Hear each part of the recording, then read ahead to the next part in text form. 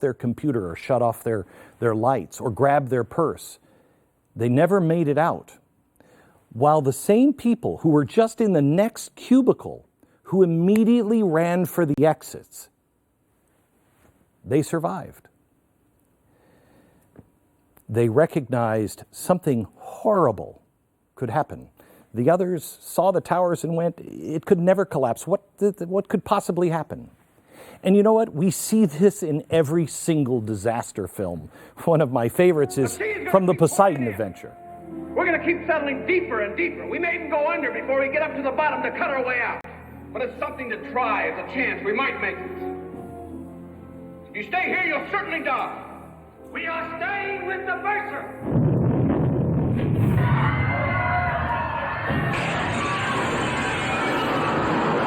I remember seeing this, and it always seems so obvious in the theater. I mean, when you're watching a movie in the theater, you're thinking to yourself, hey, really not a good idea to leave that shaft that runs from the surface right directly to the core. You know, we see it coming. Somehow or another, they didn't. Here's another one. If everyone is going to die, if you die, then perhaps you shouldn't go yourself to the big red tree. But the normalcy bias stops even the most unbeatable from making stupid moves that dismiss the unthinkable. What we're talking about tonight is unthinkable. But it comes from a place where we say, it can't happen to me. It can't happen here. I'm different. No. We're different. It's different this time. I've seen this in my own life. When I went to New York and I spoke to all of the financial experts before the banking and auto industry collapse in 2008, everybody said I was a nut. They all told me, no, Glenn, you don't understand. There's systems in place that will prevent a collapse. But when I would ask them, really, what are those systems? Nobody really could explain them. Nobody understood those systems. They all had trust in a system that they no longer really understood. It really boiled down to they hadn't seen a collapse. I mean, the stock market, everything was historically pretty stable since 1929. And so they didn't believe it could happen. But just as past performance does not guarantee future results in stock returns, our future is not guaranteed by what has happened in the past. It is our actions, or in some cases our inactions, that make those past catastrophic events much more likely. I'm going to give you a couple of ground rules before we begin. First of all, the words communist and Nazi. We're going to try not to name call anybody. We've got to stop throwing around these terms with such regularity because they don't have any meaning anymore. Everybody's either a Nazi or a communist, and that's not true. If I were somebody who actually wanted the Nazis or the communists to make a return, I would encourage people to make that word a common descriptor for every kind of behavior in society because it would weaken the impact of those labels when real signs of trouble were in sight. So we're not going to use those words unless they are true and total descriptors of a person, a group, or a policy. I also don't want you to watch this special and take anything I say as gospel. Do not take it as true because I said it. I want, in fact, I insist that you take what I share with you tonight and begin your own research. I want to be wrong. But I can promise you that what comes next will look very much like what I'm going to show you tonight if we all don't wake up to the true warning signs that are right in front of each of us. Time is running short. Trouble is coming. And you know what's amazing to me? I don't care if you're left or right. Everyone feels it. No matter what side of the political aisle, we all know it. You know, Donald Trump, he's going to be a totalitarian dictator. Barack Obama, he's going to be a totalitarian dictator. What does each side have in common? They see that we could lose our freedom. And it's incumbent upon each of us right now to do an honest search and inventory of the facts and face the truth, even if it's the truth we don't wish to accept. But we so often get angry, and anger stops the brain from using logic. If I were your enemy and I needed to defeat you, I would get you to react with anger. I'd do everything I could to make you angry. Anger triggers fight or flight, and neither of those help. In fact, they'll only assist in our quick demise. You need to be level-headed and ready to engage with reason and logic. That's why I'm going to show you this tonight. And one more thing. There are going to be a ton of people that tell you that I am just a fearmonger, that I don't know what I'm talking about, I don't have a college education, or a million other reasons not to listen to this warning. I am not going to assign a motive to anybody who will tell you that. But I want you to know, the only reason for me telling you these things is because I believe them to be true. And without a course correction, we will all suffer the same fate as those who came before us. I'm also going to ask you to subscribe to The Blaze. I made this free so it could be seen by as many people. It's taken us about 2 months to do this research and put this program together. We are currently on the backbone of Facebook and YouTube. Our very own Steven Crowder is about to lose his YouTube platform for unbelievable reasons that I don't think are accurate. But voices are being silenced. And I ask that if you find any value in this tonight, you please support us. But the most important thing is do not fear. There is nothing to fear. There is, however, a lot to do, a lot to study, and a lot to save. But before we move forward, I really have to kind of take you back. I have to take you back to this chalkboard. If you remember, while I was at Fox, this is the chalkboard that came from the prediction of the caliphate that everybody mocked. It was during my last year at Fox, and I remember saying to my producer, Stu, we die on our sword on this every single show. And I'm bringing this back up because it actually plays a very important role in what I'm going to show you today. Radical Islamists, communists, and socialists will work together against Israel, will work together against capitalism, will work together to overthrow and overturn stability. The document that I'm going to show you tonight explains everything that's going on right now, from Antifa to Planned Parenthood, Occupy Wall Street, the gender issue, militant feminism, Me Too, the Green New Deal, literally everything that we're seeing. I am not saying that they are using this, but it is the blueprint to fundamentally and legally transform a country to socialism, authoritarianism. And it was written way back in the early 1950s by the architects of a peaceful revolution. From a free market to a dictatorship in 3 years without a single shot being fired. It's pretty incredible. And this plays a role. And let me go over this. Anarchist, Islamist, communist, and socialism work together against Israel. Are they doing that? Yes. Work together against capitalism. Yes. Work together to overthrow stability. Well, the big thing was people said that Islamists and communists and socialists would never work together. Well, they are. And we're seeing even Chris Cuomo last night on CNN said, there's some really good things about Antifa. Really? They said that Islamists and socialists would never work together. But as you see, we're seeing that right now. They're working together. The only thing that I couldn't find was communists. But the theory was that the Middle East, it started over in Tunisia, if you remember right. So over in Tunisia, a guy set himself on fire, and then it spread over to Egypt and then Libya, and the whole region was up in arms, and it was the Arab Spring. But because of that, what happened? It destabilized the entire region. We got the caliphate in Syria with ISIS and Iraq. And then because of all of this unrest, there was a huge immigrant problem. People had to go someplace. And so all of the same experts today that are telling us everything's fine on our border said Europe, you have to take all of these people. There was no checks, there were no balances. They just went up to Europe. And what has happened? It has spread, it became contagious, it swept the Middle East, and then it destabilized Europe, and now the rest of the world. How?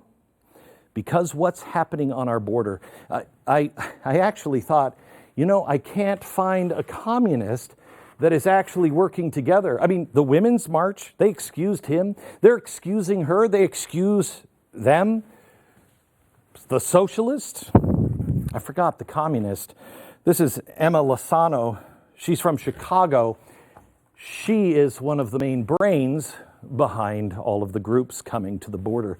She is a communist from Chicago, as we outlined on one of our shows. This has been complete, and it was this summer that I realized this board is now finished. So now what happens? Well, in our research, we found this document, and it is incredible. But before we get into it, I want to talk to you about something. Everything that I say tonight, I'm going to say some things that just aren't said anymore, but they are too important to worry about feelings. So if you have feelings that are hurt, I'm sorry, I really am. But as Ben Shapiro says, facts don't really care about your feelings. But if any time you feel angered by something that I've said, you might have already been triggered, please just write it down, continue to watch. Come back to it. Ask yourself, why am I so upset? Is there any truth to what he said? Don't allow yourself to fall back into slogans or name-calling. Prove your point, and not to me, but to yourself. Don't dismiss this show or allow somebody to dismiss this show that hasn't thought it through. I'm going to lay out all the facts. Because it's going to be you that will need to stand for one side or the other. It will come down to you. So here's really offensive fact number one. Socialism, not a free market economy with a giant welfare state like Canada or Sweden, but an actual socialist state, could easily be charged and convicted of being a serial killer or a mass murderer. Let me show you how. This is according to the FBI. If someone kills 2 or more people with a period of time between each murder, we call them a serial killer. If a person kills 4 or more people in one murder, we call them a mass murderer. So using the most conservative numbers, socialism is responsible for 100 million deaths. Socialism has killed more people in the 20th century than anything else other than disease. Now, how in the world has a system so barbaric and murderous been given such a benign name? Socialism? Would any other system or ideology be given such leeway? At the same time, what's being denigrated is capitalism, and capitalism is responsible for saving over 1 billion people from extreme poverty in the last 15 years alone, while socialism has killed over 100 million. Let me show you something you never see here. Firing squads on civilians. They don't exist in America, but they sure did in the Soviet Union. They sure do in North Korea. They did in Cuba. They did in China. In fact, they're building concentration camps now for Muslims in China. And it was in China that tanks were sent in to stare down an unarmed Chinese civilian. Do you remember this? This guy, we don't even know who he is. He was brave. That is socialism. A state that doesn't care about the individual. And just yesterday, echoing the same memories of Tiananmen Square, Venezuelan armored vehicles actually and purposefully ran down civilians in the street. This is not the behavior of any kind of civilized society that values life. This is the society that says the individual has no worth. This is akin to ISIS more than anything else. In fact, ISIS did exactly the same thing during Bastille Day in France. Do you remember this in Nice? Where they just took a truck and run people over. These are the atrocities that happen when the collective is valued over the individual. But they don't happen here in America. Yeah, we've got our problems, bad problems, But you've never seen a picture of the United States government troops digging a ditch and just shooting people into the ditch. Why? Because we value the right and the lives of the individual. These are the reasons why, in this country, socialists have to deny their political affiliation at all costs, until recently. And they are beginning to fully take off their masks and reveal themselves out in public. I think it was 2008 or 2009, I told you this would happen. When I was at Fox, I warned you that this would happen. Remember? The radicals reveal themselves. They'll become unafraid. I told you this, and I believe I set this up with something along the lines of, look out, because we'll be in trouble when the mask starts to come off. I told you about a year ago that as it would come unraveled, the radicals would start revealing themselves. Watch. I think these people are close. I think they're dying to tell us what the real agenda is. I think they're close to taking the mask off. I love this. Okay, me got it? watching me. But that was just for personal fun. I want to show you the end stages of freedom. Socialism, communism, and fascism. The reason socialists have been so successful from hiding their murderous past is they've been very busy masking their relationship with the rest of the radical left. If you just tack on democratic in front of your name, socialist, boom, less scary. However, I want you to think like this. Just because you vote for slavery through the democratic process does not make slavery freedom. Even democratically decreed slavery is still slavery. But there's something else that people like Bernie Sanders and Ocasio-Cortez just don't want you to know, and it's this. Socialism, communism, and fascism, they're all cut from the same cloth. All three isms have three things in common, and they're important. 1, capitalism, the free market system, is the enemy. 2, the needs of the collective outweigh the needs of the individual. And 3, the end result is the same every single time. It is tyranny and a bloodbath. Don't believe me? Every home should have the Black Book of Communism. I'll tell you every single time socialism has been tried and what the death count was. But socialists always tend to cover up this little inconvenient truth. And you can't blame them. I mean, how far would you go if you're promoting a system of government that both Adolf Hitler, Joseph Stalin, what the hell, throw Mussolini and Pol Pot in this, where those guys would all go, yeah, that's better than what you got in America. I don't think you're going to get a lot of, people signing your petition. But let me share something from an actual democratic socialist. This is somebody who is honest. This is from Jacobin magazine.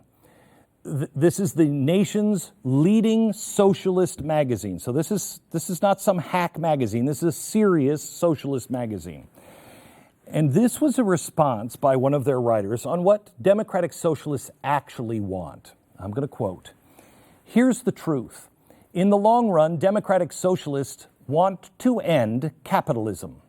Now, the author is a self-identified democratic socialist, and they go on to explain why they are intent on pushing for Medicare for all. Quote, "Many observers see groups like DSA pushing for policies like Medicare for all and decide we must actually just be New Deal liberals who are simply confused about the true meaning of socialism.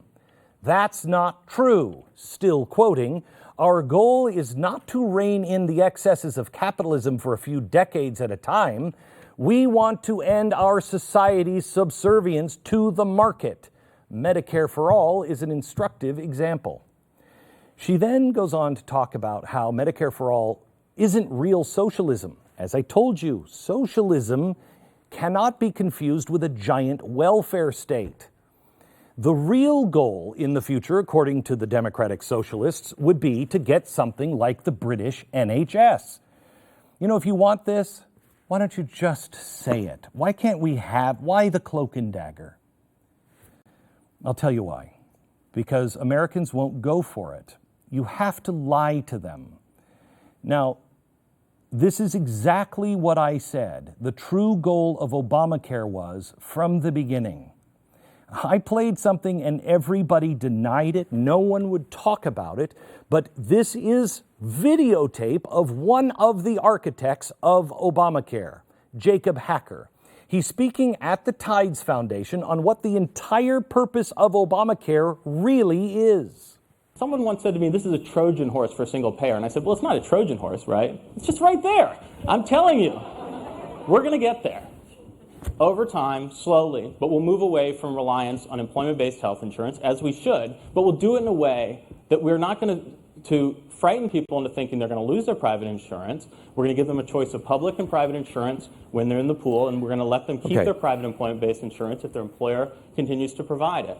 So the same people who told us that we were racist for saying that they were not going for single-payer health care, even if we had them on video saying this, they're now pushing for single-payer health care, Medicare for all, and they're saying that we're somehow or another bigots, racists. I don't even know what we are now, that we say, we don't want that. That will end capitalism.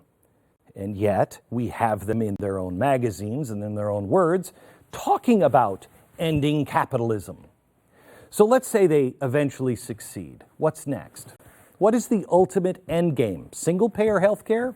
No, let's go back to the words of the Democratic Socialist. Quote, social democratic reforms like Medicare for all are, in the eyes of DSA, part of the long, uneven process of building that support and eventually overthrowing capitalism.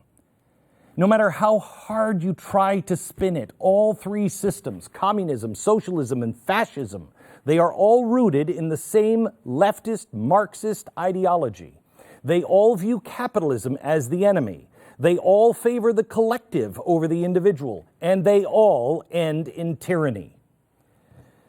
You know, it's amazing because there are two great lies that are in the modern era. And the first one is, oh, the devil doesn't exist. Really?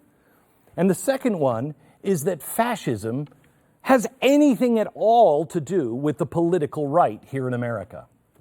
Socialism, communism, and fascism, they are all kissing cousins.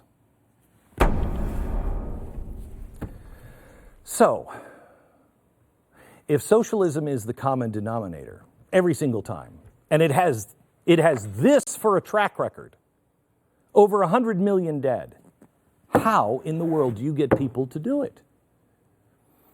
Well, the answer of why it's being done is always about one thing: control. Some person or some group always wants to come forward in the midst of two different kinds of scenarios: times of great suffering or times of great prosperity. Lenin, Hitler, Mussolini, Mao, all of them came during times of great suffering. But that suffering would ultimately pale in comparison to the suffering that they'd endure under socialism. If you are somebody who you don't know who the hell I even am, you're somebody who is saying, I'm going to vote for the Democratic Socialists, and you're young. I know, Lenin, Hitler, Mao, they're all distant memories. They're ghosts from some high school textbook that you probably didn't read. Boring. But the most modern example is currently being played out right now. And the horror is right in our face. But even still, the leftists will refuse to blame socialism. Now, unlike Russia, Germany, and China, Venezuelan socialism actually began in a time of historic prosperity. How does a nation, a modern nation, go crazy? Well, I will give you Exhibit A. Venezuela of 1950. There wasn't any other country in South America at the time that had more prosperity and more promise and hope. It was really from the discovery of oil during World War I that revealed that Venezuela was sitting on top of the largest oil reserve in the world, over 300 billion barrels. To give you a little context on just how massive that is, Saudi Arabia has 266 billion in oil reserves. The United States, we only have 33 billion. So to call Venezuela an oil juggernaut, at the time the world's largest exporter, is a massive understatement. So in 1950, the Venezuelan people were the fourth richest in the world, with a per capita GDP of just 3 spots lower than the United States.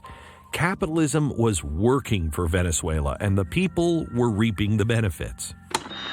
Caracas, the swinging city of Venezuela. Good climate, fine buildings, wide highways with plenty on them. All in all, a pretty nice place to be for many reasons.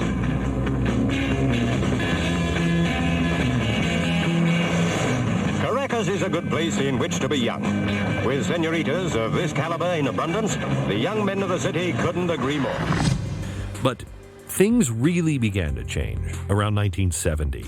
It was the oil boom. And this is 2 decades before Hugo Chavez comes in, and the leftists begin to infiltrate the government. The Democratic Action Party, notice the word democratic in this. Well, they are preaching all the same things socialists usually do. They used populist tactics, and they nationalized the oil and steel industries. This is a system that had been working and was responsible for the Venezuelan economic miracle, but it was now being turned in a new direction. Well, this causes the economy to begin to crumble, and riots are rocking the streets, and the workers go on strike. This is the time that a young military colonel began to emerge as the speaker for the oppressed. His name was Hugo Chavez. Chavez was elected president in 1998 with promises of a socialist utopia. He was going to bring forth a Bolivarian revolution. He won public support by demonizing the rich, see if any of this sounds familiar, large corporations, and landowners. So in 2001, he created the Enabling Act, and this is what gave him the power to begin seizing property and wealth. Large estates were just gobbled up and then given to the people. Capitalists in both the government and the industry were exposed and ostracized as Chavez consolidated his power. He even nationalized all the telecommunications industry and stifled all negative media reporting. Don't think that this couldn't happen here. Now, as business owners protested, they were silenced.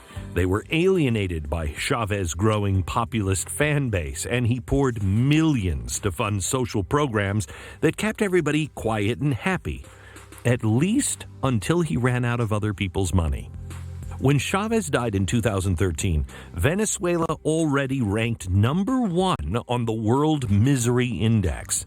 Just 2 years later, inflation had risen over 100%. 90% of the population was now living in poverty. Now, 2019 looks a lot different than 1950, or even when Chavez took over. The Venezuelan inflation rate is projected to hit now 10 million%, worse than Zimbabwe. The average monthly income now is only enough to buy 12 eggs and 2 pounds of cheese. Nobody's eating a normal meal. They're chasing down cows in open fields. They're desperate for food, eating out of garbage cans. They've already killed and eaten all of the animals in the zoo, and the average Venezuelan has now lost 24 pounds in the last year. Over 3 million people have fled Venezuela in the past 3 years. Socialists successfully infiltrated one of the most prosperous nations in the entire world and turned it bottom up, top down, inside out. It's a post-apocalyptic wasteland. They turned their own people against one another. There is undoubtedly a crisis in Venezuela, and that crisis is named socialism, a warning from the dead.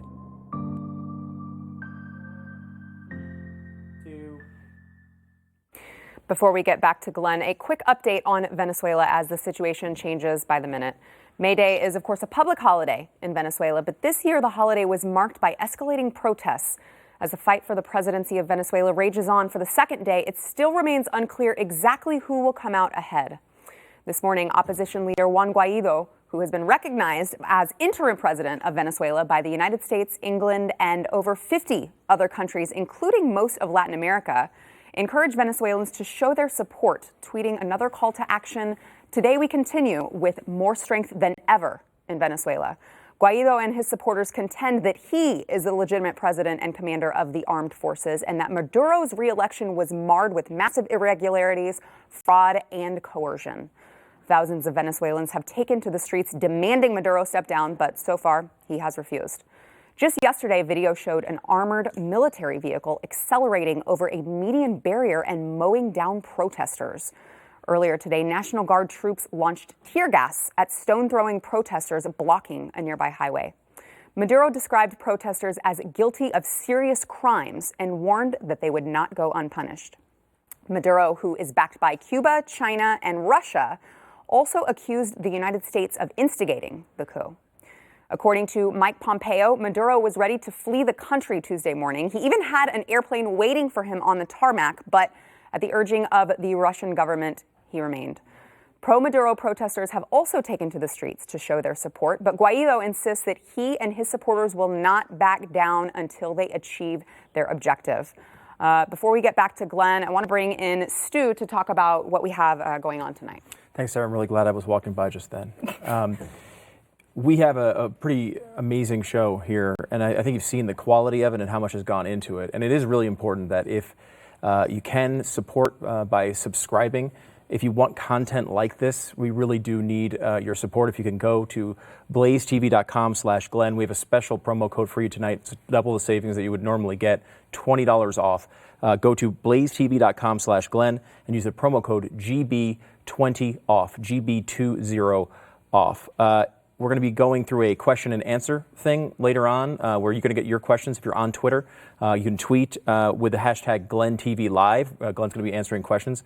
Your Q's, his A's. It's going to be pretty exciting coming up. And as well, we have a great panel coming up to discuss everything that you're going to see.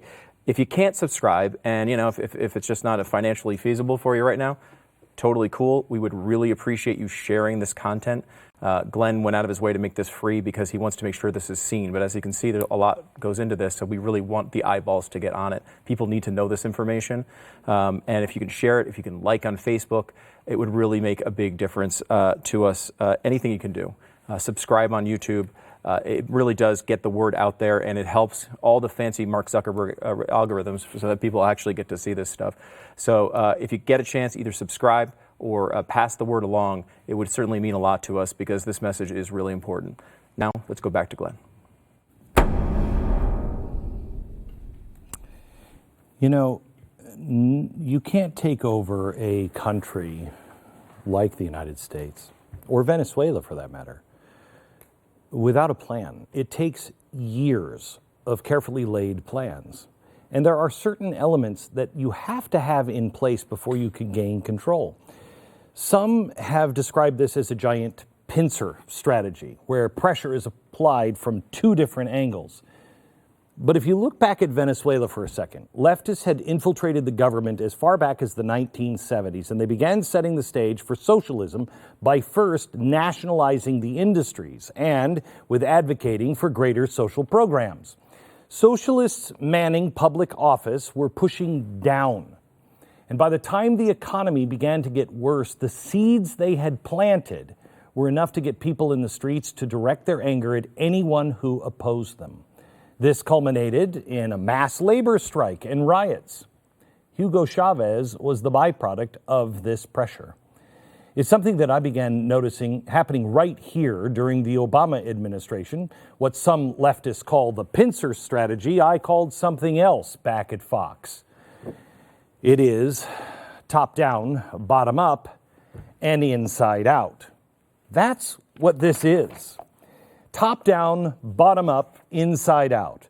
The financial crisis of 2008 was the ultimate linchpin that they were waiting for. Because you need a crisis. Most times, you need a crisis. If you've laid the seeds, once you have a crisis, you can do it. 2008 to us was the economic downturn that led Chavez back to Venezuela in the 1990s. It was exactly the same thing. And people say, who the hell do I blame for this? They came crying from the streets. It's those evil 1%ers. The entire system is corrupt. That's how he got in. And that is what we've laid the groundwork for here. Do you really think that our economy is going to be as stable as it is forever?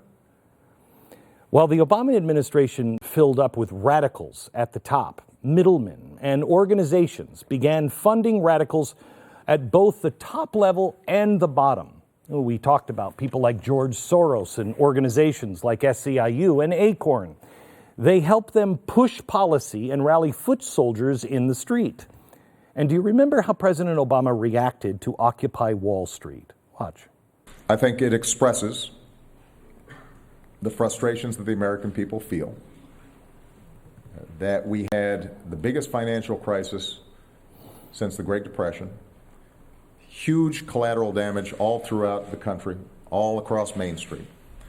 And yet, you're still seeing some of the same folks who acted irresponsibly trying to fight efforts to crack down on abusive practices that got us into this problem in the first place. So yes, I think people are frustrated, and the protesters are giving voice to a more broad-based frustration about how our financial system works. He's just legitimized a Marxist movement to overthrow the free market system. That's what it was. He basically said Occupy Wall Street is just expressing the overall will of the people. Why didn't you just throw your clenched fist in the air and say, workers of the world unite, drop the mic, and storm off the stage? Because Occupy Wall Street was not reflective of the people. It was just one of the movements, the AstroTurf, that began to rise up. Do you remember when President Obama actually praised Black Lives Matter for, quote, raising policing issues? Now, notice he didn't provide any facts or numbers. He just went along with the narrative, and the media helped him. They took the bait, they ran with it.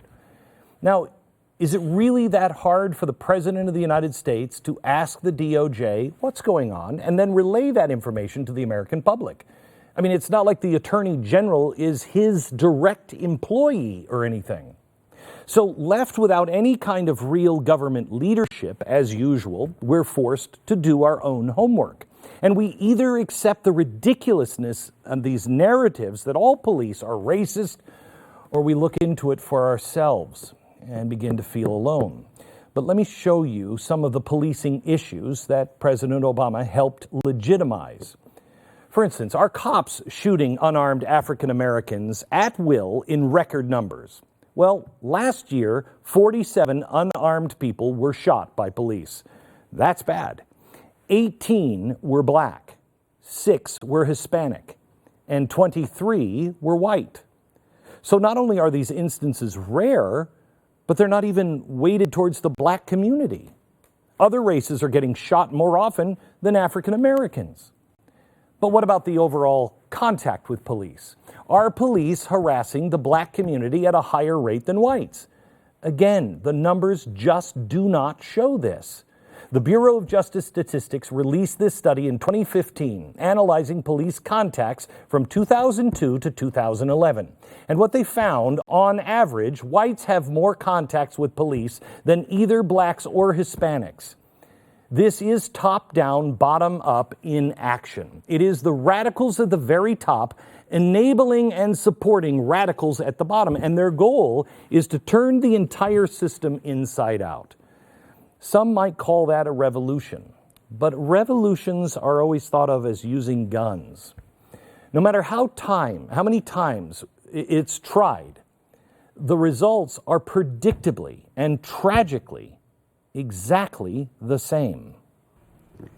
My name is Joanna Rodriguez. I was born in Caracas, Venezuela, and grew up in Houston, Texas. I came to the United States around 2001. My family still lives in Venezuela and is affected daily by what is happening with the Maduro and Chavez regime. The minimum wage in Venezuela is $3 a month, and my family, even those with higher salaries, only ended up getting $20 a month.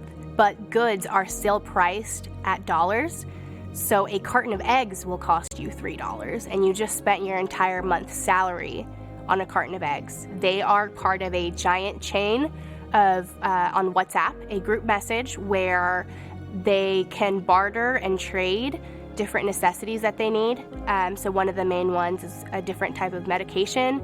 Hey, I'm running low on this diabetes medicine. Would you trade me for a loaf of bread, or I need flour, would you be willing to trade me for sugar? A lot of them daily decide on whether they want to go to work or whether they want to wait in line for whatever food is available at that market on that day. The majority of my family still there is a lot older in Venezuela, so they remember it more vividly than I do.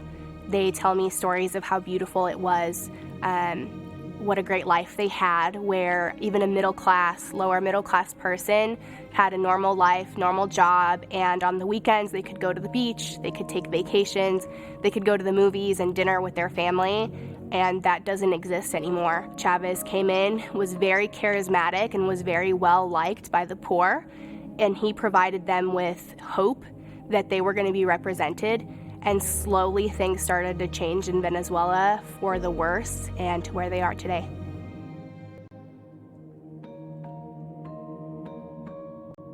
Sometimes if they find out that you are opposed to the regime, you are planted drugs. So whenever you have a normal stop or interaction with a police officer or National Guard member, they search you, they ask to see your car or your purse, and of course, because you're innocent, you feel like you have nothing on you, you let them see whatever it is they need to see, and they plant drugs on you, and they take you to prison, take you to jail, and abuse them severely. Women, unfortunately, are sexually assaulted. It is not a situation that is pleasant whatsoever. My family is very optimistic of what is to come in Venezuela. I think that's something that's inherently within a lot of Venezuelans. We have so much hope for our beautiful country that was one of the richest in the world at one point. It has so many luxuries and beautiful landscapes. And they remain hopeful in Venezuela. On the day-to-day, they have to keep hope because at the end of the day, that's all that they have. And if they give up, what is at stake? It's their liberty. It's generations to come being oppressed by a dictator. I try to stay optimistic for them in hopes that we can see Venezuela be free in my lifetime and for generations to come.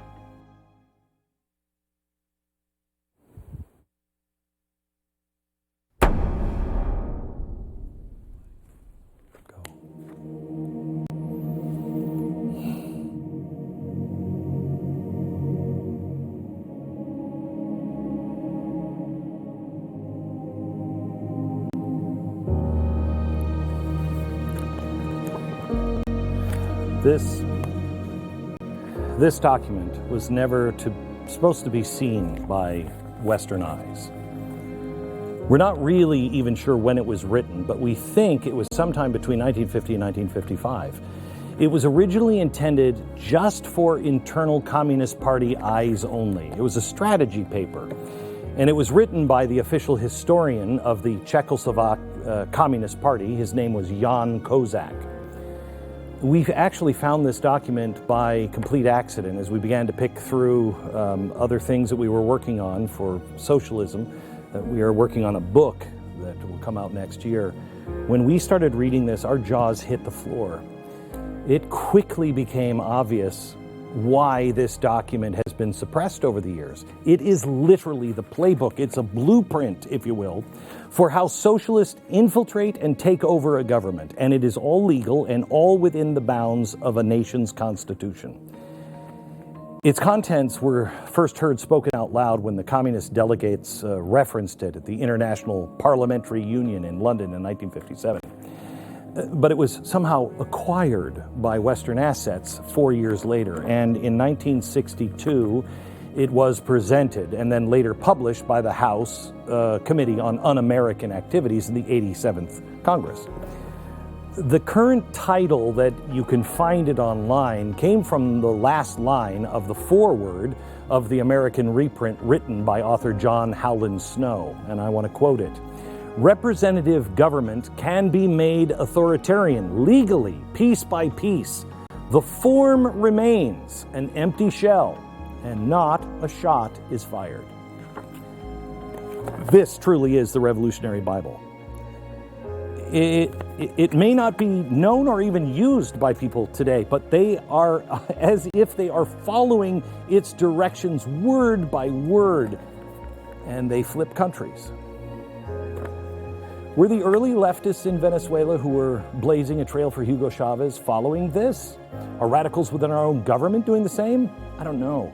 But by the end of tonight's show, you will not be able to tell the difference between what you're seeing leftists do in our own country from what socialists successfully pulled off in Czechoslovakia in the late 1940s.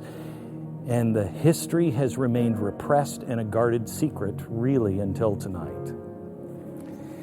We so don't know our own history. Most people think that the former Warsaw Pact, and that is when Churchill and FDR and Stalin got together after the war and said, okay, here's how we're going to carve things up. We think that after this Warsaw Pact, the Soviets forcefully took places like Czechoslovakia, but that's not the case. The Yalta Agreement specifically forbade Stalin from doing that. The communists had to, some way, find a way to turn capitalist democracies to socialism without a gun, without a shot, without a revolution. So Russia's sitting there thinking, how are we going to do this?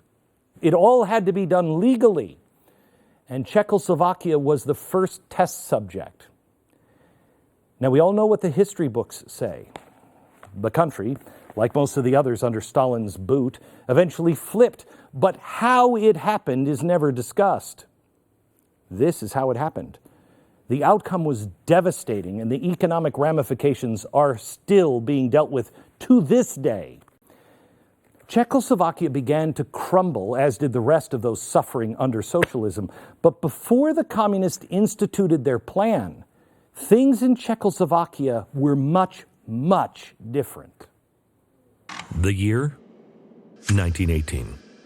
Prague. There was a new nation that was born. It was called Czechoslovakia. In its first 20 years as a country, Czechoslovakia was a free market economy, and it was one of the most robust in the world. That, however, is before the National Socialists, or the Nazis, and the International Socialists, the Communists, rolled in. But at the end of World War I, the Allies carved Czechoslovakia out of the old Austro-Hungarian Empire. And the new nation's first democratically elected president was Tomáš Masaryk. Masaryk is considered the founding father of Czechoslovakia, and he spent a lot of time in the United States, where he grew to admire the American model of democracy. Now, under Masaryk's leadership, Czechoslovakia started off on the right foot. I mean, it was really, really good for a while, but Masaryk always maintained that Czechoslovakia needed at least 50 years to establish a firm foundation of a free nation. But thanks to the Nazis, Czechoslovakia only got 20 years. But before we get to Hitler marching in the first decade after its founding in 1918, Czechoslovakia's gross domestic product increased by 52%. Its industrial production rose by 41%. Its armaments industry, largest in Europe. Its textile, glass, and shoe industries were the most advanced in the world. Czechoslovakia was a free and open market. It freely traded with all Western Europe. Agricultural production was healthier than it ever had been in the region. Food and consumer goods were plentiful. By 1928, had only 38,000 unemployed people. That was less than 1% of its population that was able to work. And before Czechoslovakia turned 20, its standard of living was one of the highest in Europe. It was the world's 10th most industrialized country. The young nation, it did have its share of challenges, especially in the fact that it was made up of, several distinct groups of people, including 2 million citizens of German descent that lived in a western region called the Sudetenland. Now, here's where things really begin to break down. Even though it wasn't theirs to give, Britain and France gave the Sudetenland to Hitler, trying just to appease him at the Munich Conference in 1938. Now, this was used by Hitler just as a green light to take over the rest of Czechoslovakia 6 months later. When World War II finally ended in 1945, Czechoslovakia was briefly free again, and the president was Edvard Beneš. He was the protege of the founding father, remember him, Thomas Masaryk, and he returned from exile and tried to resume Czechoslovakia's founding principles. From the official residence, President Beneš issued a hopeful declaration of the political aims of reborn Czechoslovakia. Reorganizujeme v duchu důsledné demokracie politické a hospodářské svůj stát, aby mohl hrát svou tradiční roli pevného středoevropského mírového činitele v novém společenství národů. Things were really looking up quickly. Czechoslovakia rebuilt its bridges and railroads. Farmers got back on their feet with over $200 million worth of supplies from the U.S. And with that, they were able to produce a good harvest in 1946 and 1947, avoiding the famine that the rest of Europe was going through. They were pretty much the breadbasket of Europe. By the end of 1947, Czechoslovakia's industrial and agricultural production were almost back to pre-World War II levels. The nation could actually see light at the end of the tunnel. The problem was, in a not-too-distant land, someone saw blood in the water, and it was the Soviets. Using the document that we will explore in a moment, they laid the groundwork for a communist coup in February 1948 that ensured Czechoslovakia's capitalism was put into deep hibernation for the next 4 decades. The new communist regime converted the Czechoslovakian economy into a bleak socialist clone of the economic system of Russia. There were long lines at shops almost immediately for minimal goods. Private land ownership was strictly limited. The state took control of all agriculture, and as a result, 14 years after World War II ended, Czechoslovakia still hadn't reached its pre-war farm production level. By 1960, Czechoslovakia had the lowest industrial growth rate in all of Eastern Europe. All the media and the entire education system, they were immediately put under state control. Homes were bugged, searched by the secret police. 250,000 Czechs were imprisoned for political dissent because they didn't like this new socialist idea. Families that were blacklisted by the communist government for any reason couldn't get good jobs or pursue higher education. The state restricted organized religion and closed down all 216 monasteries in the country. In the early 1950s, while America was shamefully looking for communists and Joe McCarthy hearings, Stalin put out his own order. The Czech communists held show trials for military leaders, Catholics, Jews, Democratic politicians. Their story ended a little differently than Joe McCarthy's. In socialist Czechoslovakia, they had 180 executions. Almost overnight, freedom and prosperity became a distant memory in Czechoslovakia. So between 2 world wars, Czechoslovakia was one of the most thriving democracies in the world and an economic leader of Central Europe with a free market system. But the monstrous heads of socialism, Nazism, communism, ruined the hopes and dreams and the lives of an entire nation. But out of those ruins in Czechoslovakia, a document is found and possibly provides us with foreknowledge of what's happening here in America. A document that outlines the path to socialism. A warning from the dead. What's disturbing about this document is that it took communists only 3 years, from 1945 to 1948, to completely turn Czechoslovakia from capitalism to socialism. And not a single shot was fired. Not a single violent part of a revolution. So how did they pull this off? Kozak, the guy who wrote this, very critical in the document for how socialists had attempted a project such as Czechoslovakia in the past. He noted that in other countries, socialists had successfully infiltrated high echelons within the government, but they failed to do one thing: provide any kind of pressure from the bottom. Leftists can get elected to public office all day, and they can infiltrate the bureaucracy, but without foot soldiers on the ground for them to quietly support and rile up, governments never change. That is the key here. Now think back to Venezuela. They elected a socialist-leaning president back in the 1960s. But nothing happened until there was a massive labor strike and riots in the streets, and that is what brought Hugo Chavez to power.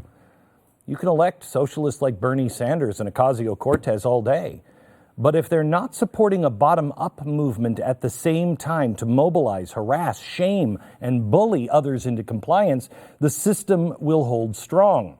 Now, consider that principle, and then listen to this from Maxine Waters in that context. Already, you have members of your cabinet that are being booed out of restaurants, who have protesters taking up at their house, who's saying no peace, no sleep. No peace, no sleep. Let's make sure we show up wherever we have to show up. And if you see anybody from that cabinet in a restaurant, in a department store, at a gasoline station, you get out and you create a crowd. Most people just pass this off as, oh, that's just crazy Maxine Waters. But what she was spouting was not crazy. She, whether she knows it or not, is following this revolutionary playbook to a T. And it's been done before, and it's exactly how they did it in Czechoslovakia. This document is the first time the top-down, bottom-up strategy has been described in detail by people that actually pulled it off and flipped a nation.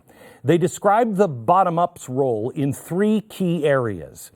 It systematically supports the revolutionaries in organs of power, enhances their strength, and makes up for numerical weakness. In other words, they realize that they're going to be in the minority, but they need to appear much larger than they actually are. For example, Maxine Waters can make a claim on MSNBC that people all over the country are revolting against the GOP en masse. But if they can get, let's say a YouTube video of people harassing Ted Cruz and his wife in a restaurant, if they can get that to go viral, or let's say Antifa, a squad camping out at Tucker Carlson's house, the appearance is that this is rampant public dissent against Republicans or against people who believe in the Constitution that's breaking out all over the country. It has a direct effect on limiting the influence and positions of waverers and enemies standing in the path of the future progress of the revolution, end quote. Simply put, you have to intimidate. You have to make it seem like they're everywhere. It's one thing to oppose Jeff Flake on a live shot from the rotunda. It's a whole new ballgame to do that, plus unleash the foot soldiers to chase Flake down the hallway and scream, "Look at me," while he boards an elevator. To quote the document again, it awakens the forces of the people. It breaks through the onerous circle of intimidation and spiritual terror of the old institutions like the church. So that brings me to the actual plan. How did they do this Czechoslovakian revolution and flip this country in 3 years? Well, culture was number one. It was their biggest threat and their first target of attack. Step one in the overall plan. The idea of attacking culture as the opening salvo was actually ripped from another communist named Antonio Gramsci. He stated that capitalist countries were much too rooted in the culture of capitalism to initiate a workers' revolution on their own. For a government to flip, you had to first attack the culture at the core. Think of this. They listed several key areas, and they were these: churches, unions, mass media, universities, corporations, and foundations. They promoted open sexuality in freedom in 1948. They charged religious leaders with public crimes and said they were manipulating the government behind the scenes. They painted the church as outdated, racist, and bigoted, a brick wall in the face of progress, to quote. Well, it wasn't long before people were quite literally losing their faith. They infiltrated the Department of Agriculture, at the time representing one of the largest businesses in the country, agriculture, and it was doing great. But they set up peasant commissions in local villages that constantly criticized the capitalist culture of profit and wealth. And They said that it was discriminating against the poor farmers and laborers. So culture began to turn completely upside down. Then, step 2 was to ensure that any kind of republic-style democracy would never be a possibility. Kozak, the author of this, said that direct democracy was the instrument of the social revolution. He credited direct democracy as giving, quote, a rise to far-reaching political, economic, social, and cultural changes in the country. They were building and whipping up a reactionary mob, and direct democracy would be the tool that would ultimately transform the country overnight. Step 3, what a surprise, gun control. Guns, it was a crucial step here. The report states that guns for the masses had to be outlawed. Only those who were, quote, responsible would be allowed to have a firearm. Well, guess who was responsible? The Ministry of the Interior within the government was nearly fully infiltrated by socialists at the time, and they built up their own police force. They, of course, were the responsible ones, those in government, those who were socialist, those who agreed, as were the newly formed Marxist militias that were beginning to appear in the rural areas. Everyone else had to surrender their guns. Step 4 was popularize revolutionary demands. They were really, really good at this. They created this plan called the Program of Building, which was framed as progress. It included the redistribution of wealth, land, and nationalization. Socialist politicians in the government would send their plans directly to the foot soldiers on the ground, and they would shame any capitalist, any politician, any civilian that would vote against it, and they would say they're voting against the will of the people. They would out them in the media. They would shame them. They would destroy them. They claimed that they had been bought by wealthy businessmen or farmers. Turning over control to the government was progress, and private ownership was deemed against the people's will. Now, one example of how they effectively manipulated the masses was by proposing the millionaire's levy, better known as a millionaire wealth tax. It didn't have anything at all to do with giving the money to the poor. It was all about manipulation and isolating capitalists. If anyone opposed it, they were instantly branded as being anti-people or anti-poor or oppressors. The document marveled at the success of how effective this manipulation really was. Let me quote, "How important for the isolation of the bourgeois leadership of the other parties of the National Front was the proposal of the millionaire's levy alone, tabled in the government by the communists in 1947, at first rejected by its majority." It was all just a con. It was a manipulative isolation tactic. And the last step was to activate the bottom up.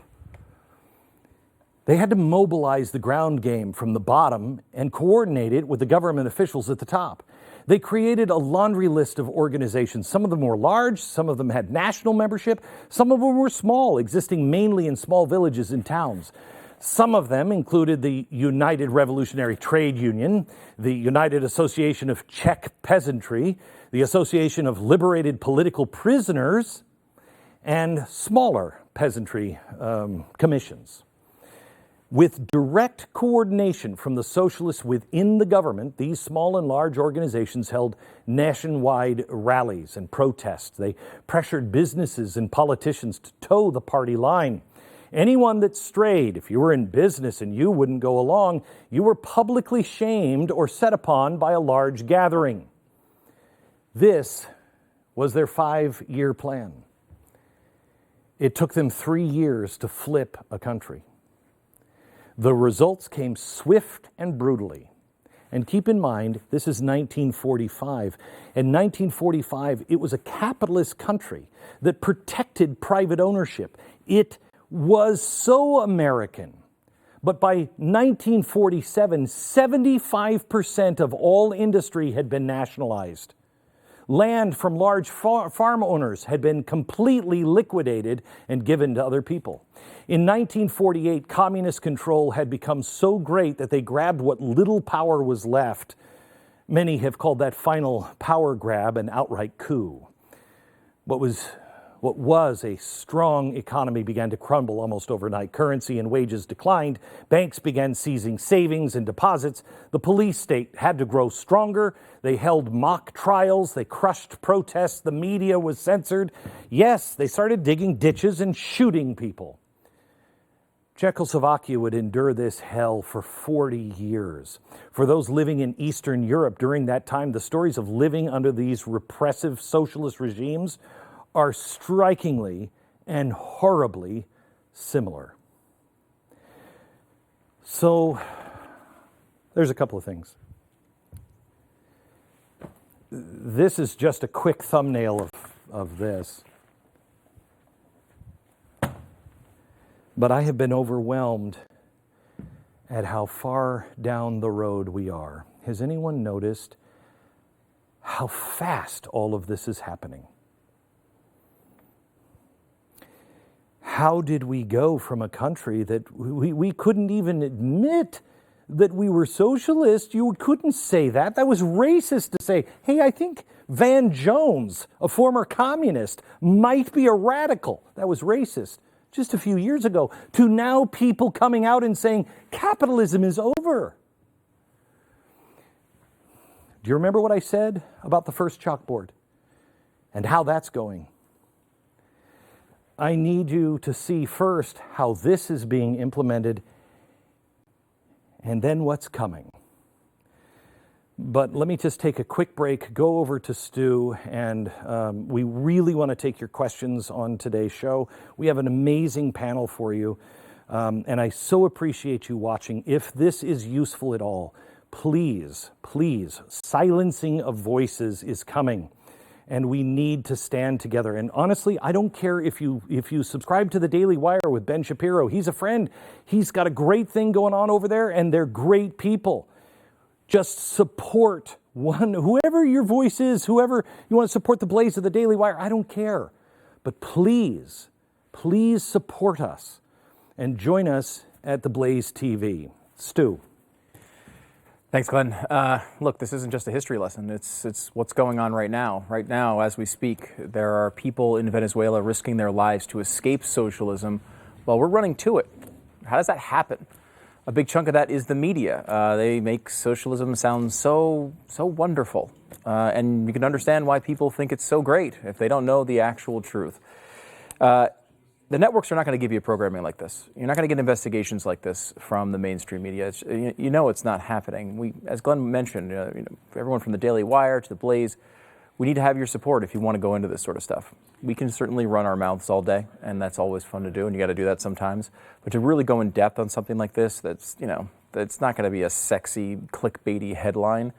You really need to have the resources to do it, and this is all you. You guys have made this happen so far, and we want to do more of this stuff. So we really ask you to come on board, and if you can subscribe, I think you should. I mean, I think it's a great value anyway. You got great shows like Stephen Crowder and Mark Levin and Eric Bolling and Ali and everybody here, which is great. Chad Prather, Graham Allen, there's a million of them. So that's great right on its surface. But it's also, we're talking about a community, it's a movement. It's really a machine to push back against what the mainstream media is telling people, trying to get the truth out there, trying to push back and actually show people what is actually going on, not only with history, but present and also the future. If you can subscribe, we'd love you to. Go to blazetv.com/Glenn, blazetv.com/Glenn. Use the promo code GB20OFF, GB20OFF. That'll get you $20 off the subscription. We'd love for you to join. If you can't join, if it's not the right thing for you right now, that's totally cool. We understand. If you could subscribe to the YouTube page, of course, that's free. We're going to be posting stuff there. Share this video, like it.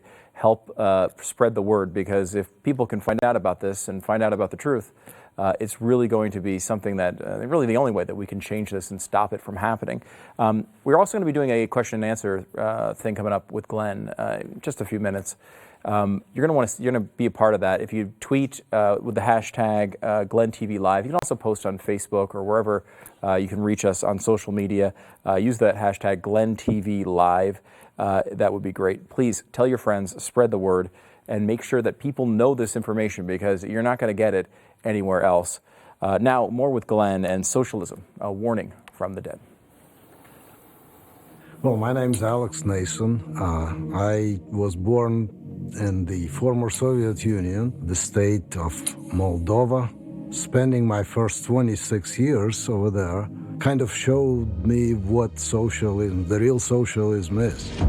People never had enough food. I had to wake up every morning at 6 in the morning, be in the line outside of the store in February to wait until the store will open so I would be able to get a bottle of milk for my wife and my son.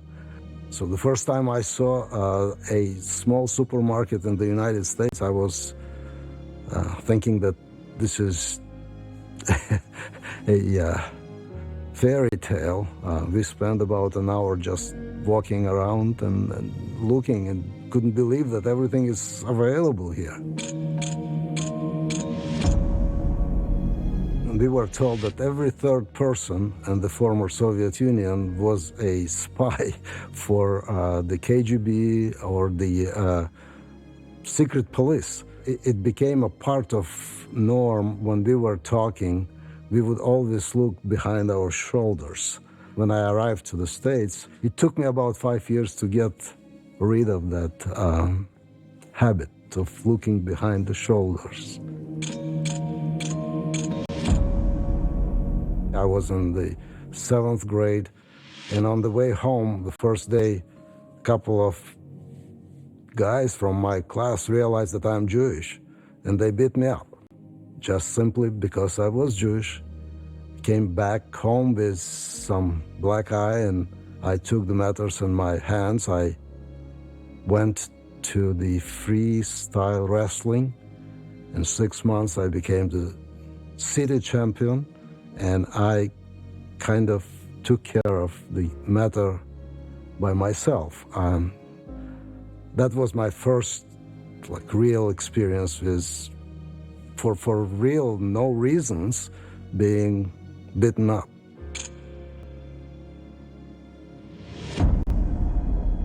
When my wife went into the labor, I was not allowed to get into the hospital. But I brought her in about 2 o'clock in the morning. And I didn't know until 10 o'clock the next morning that I have a son. When they brought the kid for her to feed, she could show me, from the 3rd floor. I mean, I didn't see, of course, anything, but I saw that she has. And after bribing one of the nurses, I gave her, I believe, half of my monthly salary. She told me that I have a son and everything is okay. When we moved to the United States, it was like starting from the beginning. Everything was, whatever we left in Russia was at least 50 years behind. Our son was 3.5 years old, and he wanted a drink. I've never tried a Coke. I only have heard about Coke back in Russia. So we saw that machine, and we didn't know how to operate. So we were waiting until someone, a little kid, came in and put a quarter in and pushed that button, and we did the same. So it wasn't funny. I mean, I almost cried later the day because I had to start from the beginning. That's how behind the socialist system was in Russia. It was unreal. We were told that the capitalist system here in the United States is nothing what we had back in the Soviet Union.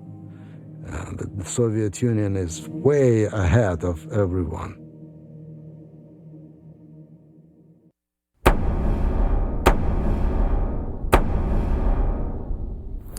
Welcome to the year 1947, because if you go by this playbook, that is exactly where we are currently at. I am really bad at timing, but I am overwhelmed to share with you that our time is running short, I believe. You have to decide where you stand. You have to think out of the box, and you have to look at things and take people at their words. You can't subscribe your thoughts and your feelings to other people, especially when they are telling you what they're going to do.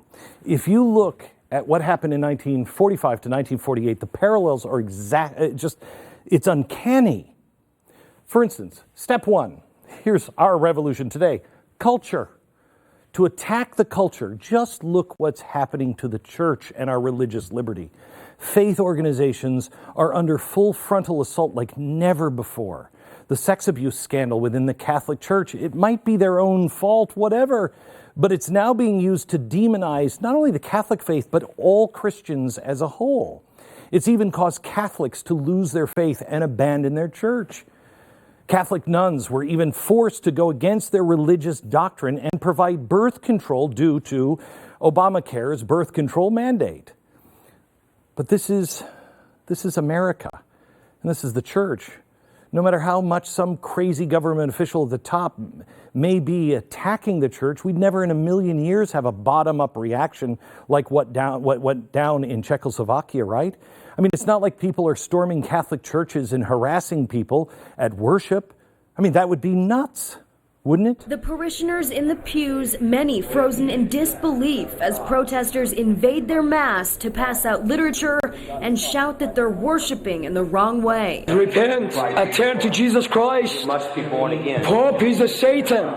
Pope is a Satan. Mary's statue is a Satan. If you think that's bad, think about how much worse it's going to be in just a few more years.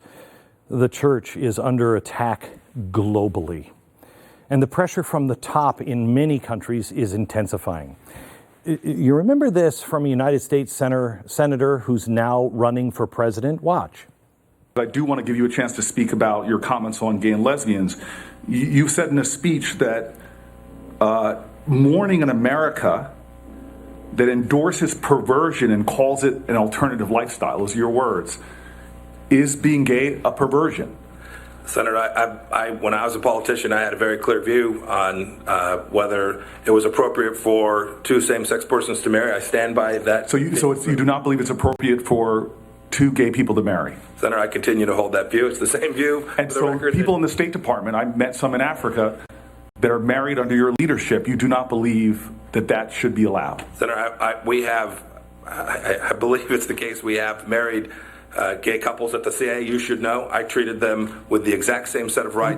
You believe that gay sex is a perversion?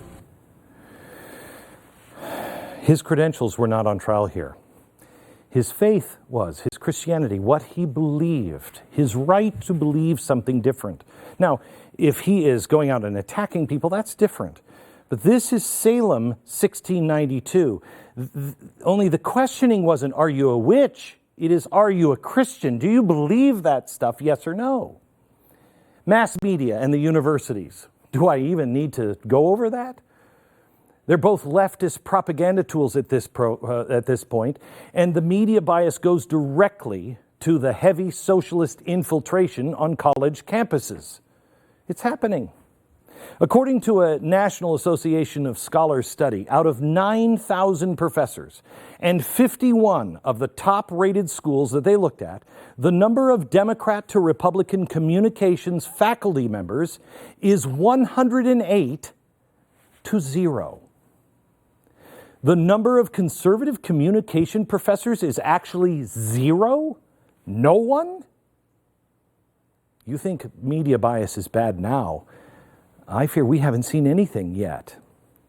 In big businesses, Czechoslovakia, they targeted Agriculture. Socialists today are targeting agriculture. They're targeting Silicon Valley. They're targeting big tech. There was a report that was, and I don't have it with me, that was smuggled out of Media Matters conference. It was conducted by Hillary Clinton's acolyte, David Brock. And it describes in detail how they are now collaborating with Facebook and Google, which is YouTube, and they have even secured raw data from them. Do you think anybody on the right is going to get raw data from Facebook, YouTube, or Google? I can't even get them to tell me exactly what people are doing that is offending them so much at Google and YouTube and Facebook. Last year, nearly every big tech firm in the country co-signed a letter opposing the Trump administration's audacity to say that biology is what defines a person's gender. For you to now say that there is a difference between a man and a woman, you're a heretic. And these are the people that are supposed to be all about science. It's no longer accurate to say we're losing the culture. It is lost. Step 2, direct democracy. Remember how important this was. It was an instrument of the socialist revolution. Our founders said direct democracy always ends in slavery and tyrants. After seeing this plan fully exposed, is it any surprise that all of this is being said from radicals right now in the government? Ocasio-Cortez tweeting, quote, "It is well past time we eliminate the Electoral College, a shadow of slavery's power on America today that undermines our nation as a democratic republic." Do you think the Electoral College should be abolished? I said that in 2000, after what happened to the 2000 election with Al Gore. Well, I'm in the process now of writing an article that says there's a simple solution to it. We have to just abolish the Electoral College. First of all, we should understand Hillary Clinton got more votes than Donald Trump. And maybe we might want to take a look at the whole Electoral College, in which case is seating a man for president who did not get the most votes. Direct democracy is an end to freedom. It always is. Top down, bottom up. It will not work unless they abolish the Electoral College. If you want to know who's following this strategy, make a note of those calling for the abolishment of the Electoral College. This is one of the most crucial stages of their plan. It has to be done. Step 3, guns, that has to happen. It's another example that barely needs an explainer. The left is going all out on their assault on the Second Amendment. But their bottom-up tactics are becoming more obvious. Debbie Wasserman Schultz took the Parkland survivors, took them all in, and introduced them to the power players in Washington, D.C., and suddenly the March for Our Lives was born, and it was flush with cash. She was even one of the key speakers at the event, and we're supposed to believe that this was purely a grassroots movement with no top-down support. Let me ask you this. If these radicals really believe that Donald Trump is a dictator, why would you say you should give your guns to the government? It's insanity. Step 4, popularize revolutionary demands. The wealth tax. Have you heard that? This is where you truly go from capitalism to socialism. One of the ways the communists in Czechoslovakia were able to popularize redistribution was by shaming capitalists that opposed the millionaire's tax. Well, luckily, no one here would ever copy that in the land of the free, right? You have this proposal out today. It's a wealth tax. It's very interesting. Yep. It's not income, right? So incomes are flows. You know, money coming into people a year, and that's usually how we tax things. Wealth is sitting there. It's a stock. It's a thing that's sitting there, and a wealth tax is a novel idea in the American context. It's on the very richest households with $50 million or more in assets. It's about 75,000 households. It would bring in a lot of money, $275 billion a year. So this is a lot. There's also Stop. We don't need to see any more. The millionaire's levy has now become today's wealth tax. Do you remember the Czechoslovakian program of building? This was all really about gathering popular support to initiate the redistribution of wealth and land by nationalizing industry. Well, that name is so 1940s. We should change it today to the New Green Deal. This is what the Green New Deal is really all about. In fact, it says right here, this is the actual proposed legislation. It says The Select Committee shall have the authority to develop a detailed national industrial economic mobilization plan for the transition of the United States economy to promote an economic and environmental justice and equality. This is the end of capitalism. And by the way, if you truly care about the environment, if you're concerned about temperatures and sea level, what does it say that every time the people create this new Green Deal, talk about it, they say that this is the priority? Watch. What are some of the specific things you can point to that you think are practical? We want a federal jobs guarantee. We want to expand labor rights. We need to expand indigenous people's rights. We need to give workers a consistent... How is that going to save us from all burning to death or drowning or freezing to death? This has nothing to do with the environment. This is a change of the economy. It even states in the original Green New Deal, the document with what the entire thing is about.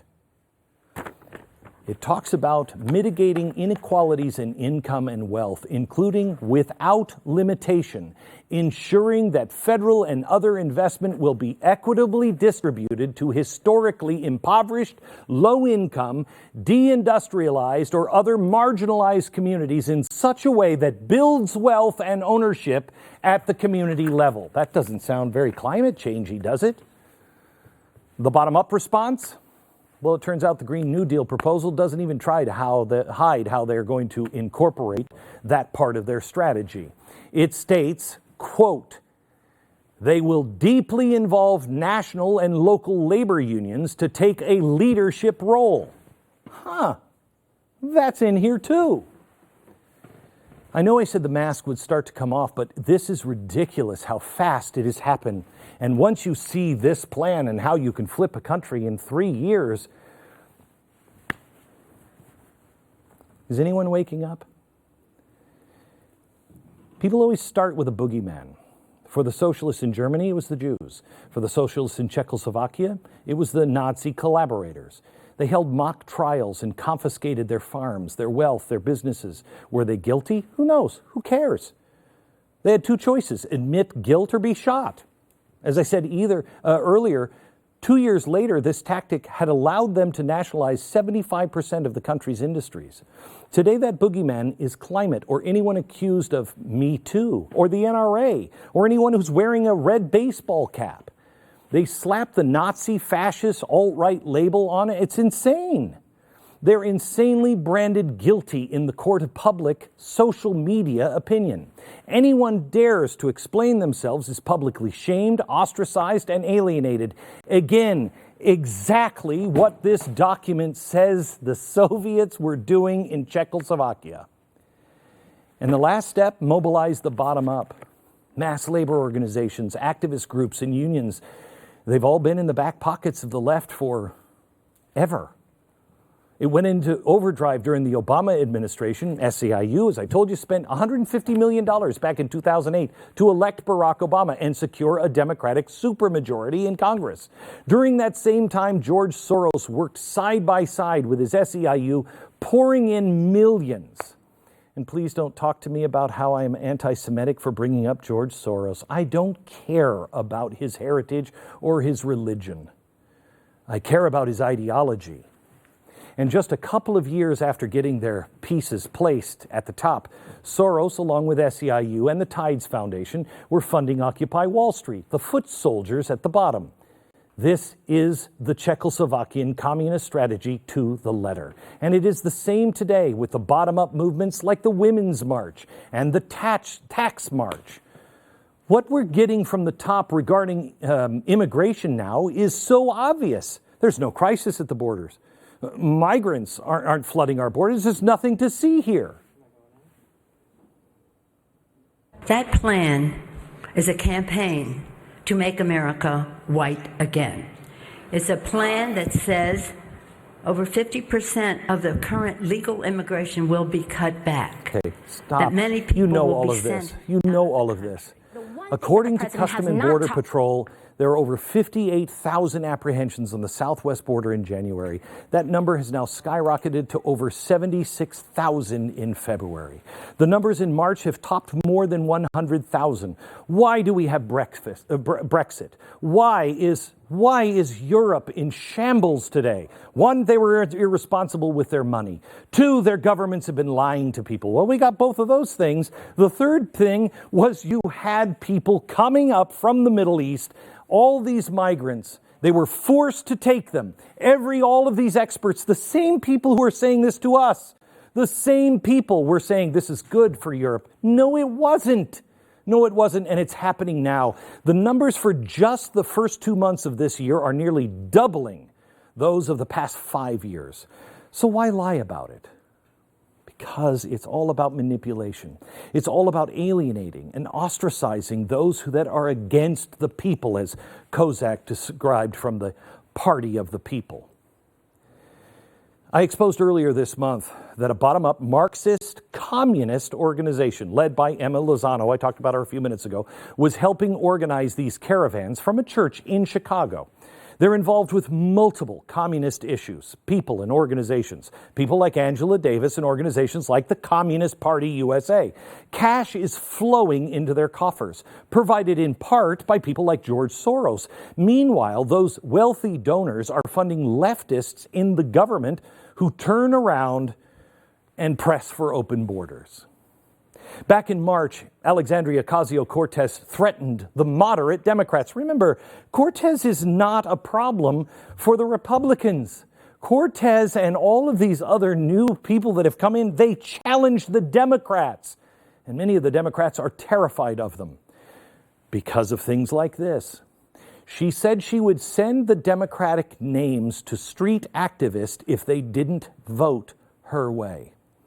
This is practically pulled straight out of this document. Intimidate, publicly shame, and alienate. Top down, bottom up, inside out. So now we're left with, what do we do?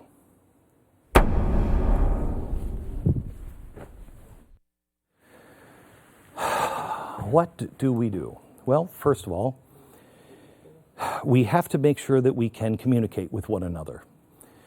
We have to make sure that voices aren't stifled. I urge you to join a group of people. It does not have to be the Blaze. I would like for you to join us.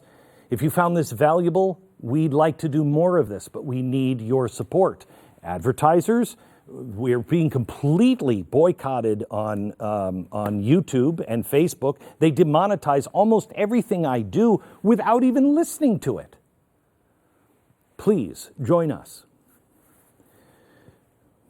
The next thing is you have to know what you do know and what you don't know. And be humble in what you know and fearless in your pursuit of what you do not know. For instance, can you defend the Constitution? I'm tired of being against stuff. Let's be for something. Who is standing up for the Constitution and the Bill of Rights? It's something that all of us should agree on. But you can't defend it if you don't know it. Most people cannot give the 5 rights in the First Amendment, let alone 10. Can you defend the free market and entrepreneurship over socialism? Can you? Well, let me go through a couple of numbers. See if you even heard of this. After a shooting, cable news will focus on guns, right? But these improvements are the equivalent of erasing all gun-related murders, just the things that we have done as a capitalist system to be able to help children live. Just the advances we've made in medicine. Improvements are the equivalent of erasing all gun-related murders for 630 years. Cable news will obsess over a plane crash for months. But the improvements we've made in medicine since 1990 are the equivalent of averting 27 plane crashes full of children every single day. The rate of children dying before the age of 5 has dropped by over half since 1990. Someone who went to school in the 1990s The rate of students killed per million in fatal shootings dropped by over 75%. Did you know that? Did you even know that? Among men in the U.S. since 1990, colon cancer has dropped by 30%. Lung cancer has dropped by 40%. Prostate cancer has dropped by 45%. Stomach cancer has dropped by 50%. In 1952, there were 879 cases of polio in the U.S. In 2017, there were 0. Why? Was it socialized medicine? The rate of forcible rape in our country dropped by over 30% since the 1990s. I thought we were living in a rape culture. It's down 30%. The homicide rate in the United States, the most dangerous place in the world, you know, dropped by half from the levels of the 1970s, 80s, and 90s. Half. Population that is homeless and unsheltered, 0.1% in the United States. 20% of the world. We don't have it bad. You know, once you really know who you are and what you know, what you believe, and when you're in control of your anger, and the sword that you always draw out first is reason and is heart, then perhaps you're ready to move on to the next stage. You're ready to start thinking the unthinkable, because that's what you have to do. The normalcy bias has got to stop. They can tell you all the time, we don't want to stop capitalism, but in their own writings, yes, they do. Read the Green New Deal. You have to think out of the box. It can happen here. You are not different. Neither am I. Truth is truth. Math is only true when 2 + 2 = 4. It equals 4 every time. No matter how you arrived at 3 or 5, it's 4. If you want to see what's coming, just start taking people at their word, no matter how unlikely it seems to you, that there's no way that you would end capitalism. If they're saying they want to, they will. Take people at their word when they say, you know what, I kill you. I don't know, you might say that a million times to a friend, and it doesn't mean that everybody is joking when they say that. When Islamists say they're going to kill you, take them at their word. And you know what? When you're proven wrong or you learn something new, admit it. And admit it loudly and first. Do you remember the book I talked about, The Coming Insurrection? It was a book that described in detail how France would spiral out of control. People thought I was crazy. Oh, France spiraling out of control. But this book wasn't written by some underground punk rock movement. This was from the French intellectual elite. And many of them went to jail for its publication. Why? Were they inciting or were they just predicting? Quite honestly, I think it's a little of both. Because for revolutions to happen, there has to be an appetite for it. And the people of France, the socialists, the real socialists, were tired of the democratic socialist politician who would promise all the socialist utopia ideas, only then to disappoint election after election, never throwing off the free market, just giving them the crumbs of another big bloated government program. Revolutionaries only bide their time for so long until they begin to act. And they've begun to act all over the world, and they're beginning to act here in America. France is ahead of us by a couple of years, I guess. But it all begins with looking at political revolutionaries who are kicking up dirt because that politician or that politician isn't finishing the job. Van Jones is not radical enough for the left now. That should tell you something. AOC and Omar are now saying the same things about President Obama. He wasn't radical enough? When I first read The Coming Insurrection, I saw huge parallels to what was happening here, but no one would even talk about it back then. This cannot be the case this time. It's why I made this special for free. You must do your own homework and decide if this is true or not. And if you find it to be true, share it with all that are in your circle of influence. We're running out of time. So what could my possible motivation be? Well, I will tell you this. I grew up in an alcoholic family, and I'm what specialists would call the mascot of the family. I love that. The mascot of the family. The mascot is the one who tries to reduce the stress of the family by goofing around. They joke, they just do anything they can to distract the family from the problems. That's what I do. That's what I've always done in my family. I don't like tension. I don't like conflict. This has allowed me to survive some pretty stressful times. It gives me a very dark sense of humor about my dysfunctional family or my mother's suicide or whatever. But it has helped me as a default in stressful times. It has always allowed me to look elsewhere. I hate conflict. And if you've been listening to me for a while, you probably can tell this because I've tried to be a peacemaker. I really have. And usually it's to my own detriment. I can wish and hope, and I can just, please, please, please believe the best in people. But sometimes that horse is not a unicorn. And no matter how much I hope it to be true, pigs never have wings. This summer, after I realized that the warning I had given to you in 2011 at Fox about the caliphate and the destabilization that would eventually jump here and come to our own southern border was now at completion. And it was now time for me, I guess, to be able to see the rest. I was prompted to write down a series of events to watch for that would be road signs, mile markers, and exits that we can, should we choose to save ourselves, that we could take.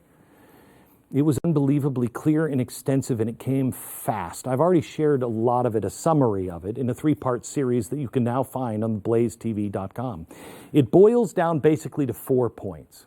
I don't know what happens first. I don't know how it all comes to fruition, but I do know that these 4 things will precede a global shift. And it will not end well for man's freedom unless we are prepared and know who we are. First, polarization and civil unrest is going to get worse.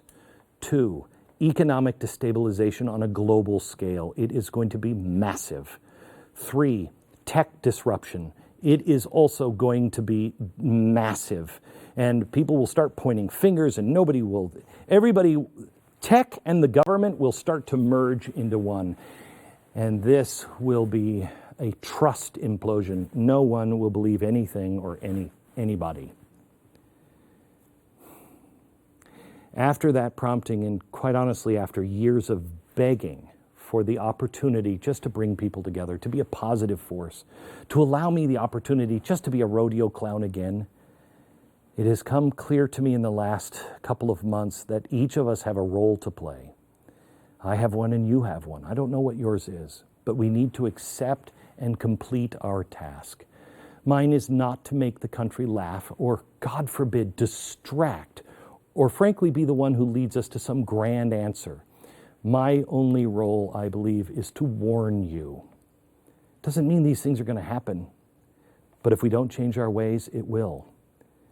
My job is to tell you what you already know in your gut on both sides. And you know what? Yes, America has made terrible mistakes. All of us have. From the beginning, I'm now at the point where I believe our founders should not have compromised on slavery. I've always accepted that because they had to start the country, but I don't even know. They trusted God on everything else, and then they failed to trust Him on slavery. They compromised.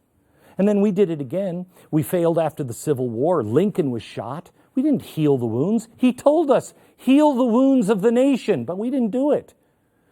In the 1960s, we were too tired and afraid to look straight in the eye what the problem was because JFK, Malcolm X, MLK, RFK, all shot, riots in the streets.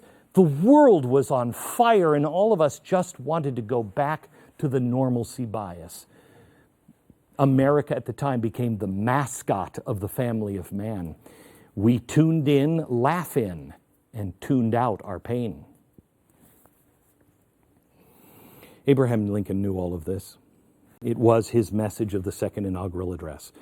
It's the second shortest inaugural address in history, and yet probably one of the most memorable that I can't say this anymore, a lot of us could have quoted at some point in our life. It's only 701 words, But in that 701 words, Lincoln mentions God 14 times. He quotes the Bible 4 times. He invokes prayer 3 times.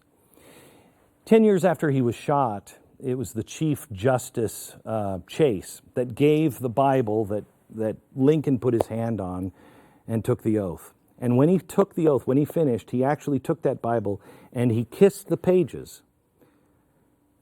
Well, we know now what the pages were that he kissed, and they were from Isaiah 5:27-28.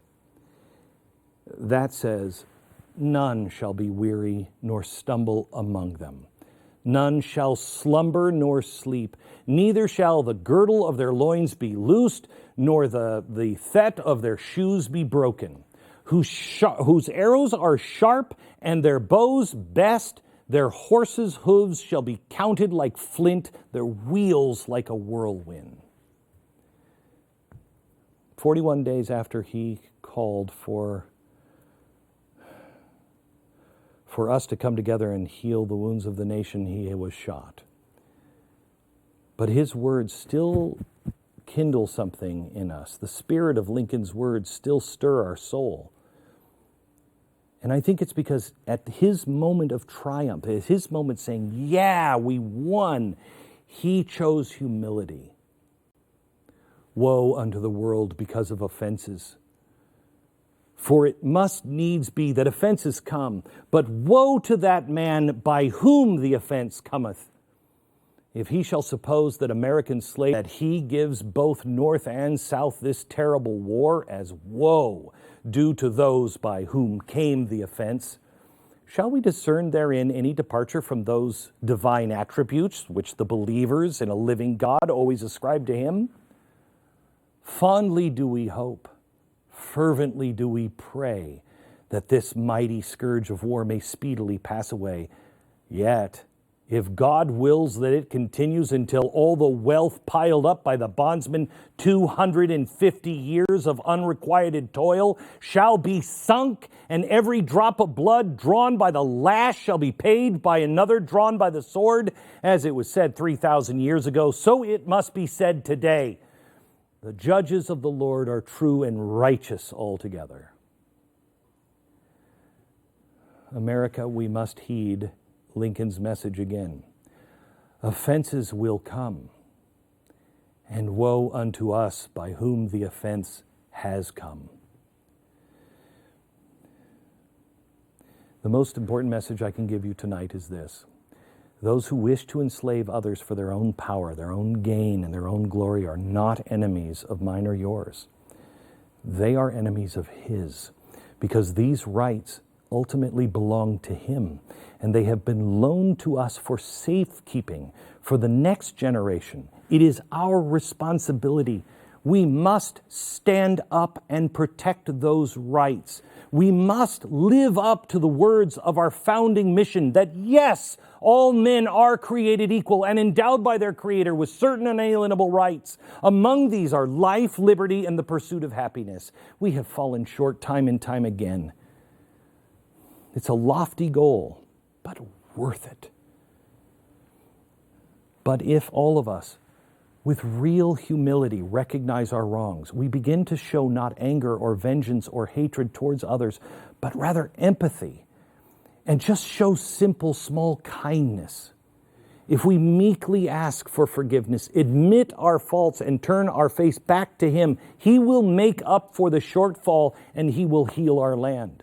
We must embrace, we must stand firm for and further the cause of individual sovereignty, justice, individual justice, and individual dignity. Social justice of the 1850s has been perverted intentionally into collective justice of today, and it is a lie, it is evil, and it is bloodthirsty. The founding declaration words are worth dying for. But more importantly, they are worth living for. And live we must. Socialism, collectivism, authoritarianism, I don't care what you call it, it's a death cult. But it will not and cannot be beaten by fighting hate with hate or lies with more lies. We will not survive if our goal is just to change men's minds or to win. We must change men's hearts, including our own. There is no winning when half the country feels like they've just lost. But here's where we've gone wrong. We don't think we have anything in common, but we do. No one crosses an ocean in a rickety wooden sailboat for months. Nobody risks their lives in a homemade raft to cross the Gulf to get to Florida, or send their children to cross a dangerous river in the middle of the night with dangerous coyotes because of our GDP, or our low unemployment rate, or even, yes, blessed universal health care. People don't come here for that. They come here for the American idea. For most of the world who are currently praying for us, please, America, wake up. We still are the shining city on the hill. They can see it. Perhaps we've grown so accustomed to freedom's lamp that we no longer turn around to even notice the flame that lights the world's path. Yes, this is a place that sometimes sucks. This is a place that sometimes you get rich, sometimes you don't. This is a place where if you work hard, play by the rules, and build your own mousetrap, sometimes you can live the life you design. Perhaps you'll even become rich. But when we look at the entire population of the entire earth, even the poorest among us in America are the wealthiest 1%. But even this argument is missing the point. That is a uniquely spoiled, entitled, and American way of looking at things, because people do not escape oppression to come here to get rich. They come here to be free. And at this hour, at least at this hour, we still are. But the hour grows late. Have we become so arrogant that we are blind to our own true wealth? Our God-given freedoms protected by the Bill of Rights? I love the line from Thomas Paine, heaven knows how to put the proper price on something so celestial as freedom. And just as it was said before, if he decides that all of the American wealth be piled up in one giant heap and be sunk, then it still must be said the judgments of the Lord are true and righteous altogether. The foe we fight is not the name we hear every night on cable news. It's not the ones in the voting booths, not the one of the other parties, whoever it is that we hear. That's not who our foe is. Our foe is found in our own arrogance, in our own apathy, in our own self-imposed ignorance. Our enemy is us, our doubts, our fears, our anger, our own foolish, misplaced pride. We do not fight flesh and bone. We fight the same evil faced by the ancients that have gone before us. I ask you tonight to ponder these things, to do your own homework, to know who you are. And then let us begin again with malice toward none, with charity for all, with the firmness in the right as God gives us to see the right. Can we strive on to finish the work that we're all in? Can we bind up the nation's wounds? Can we achieve and cherish a just and lasting peace among ourselves and with all nations? Take me away, far away from here, where the night sky blazes and the stars appear. When I'm with you, everything's gone. Together we'll rise and disappear.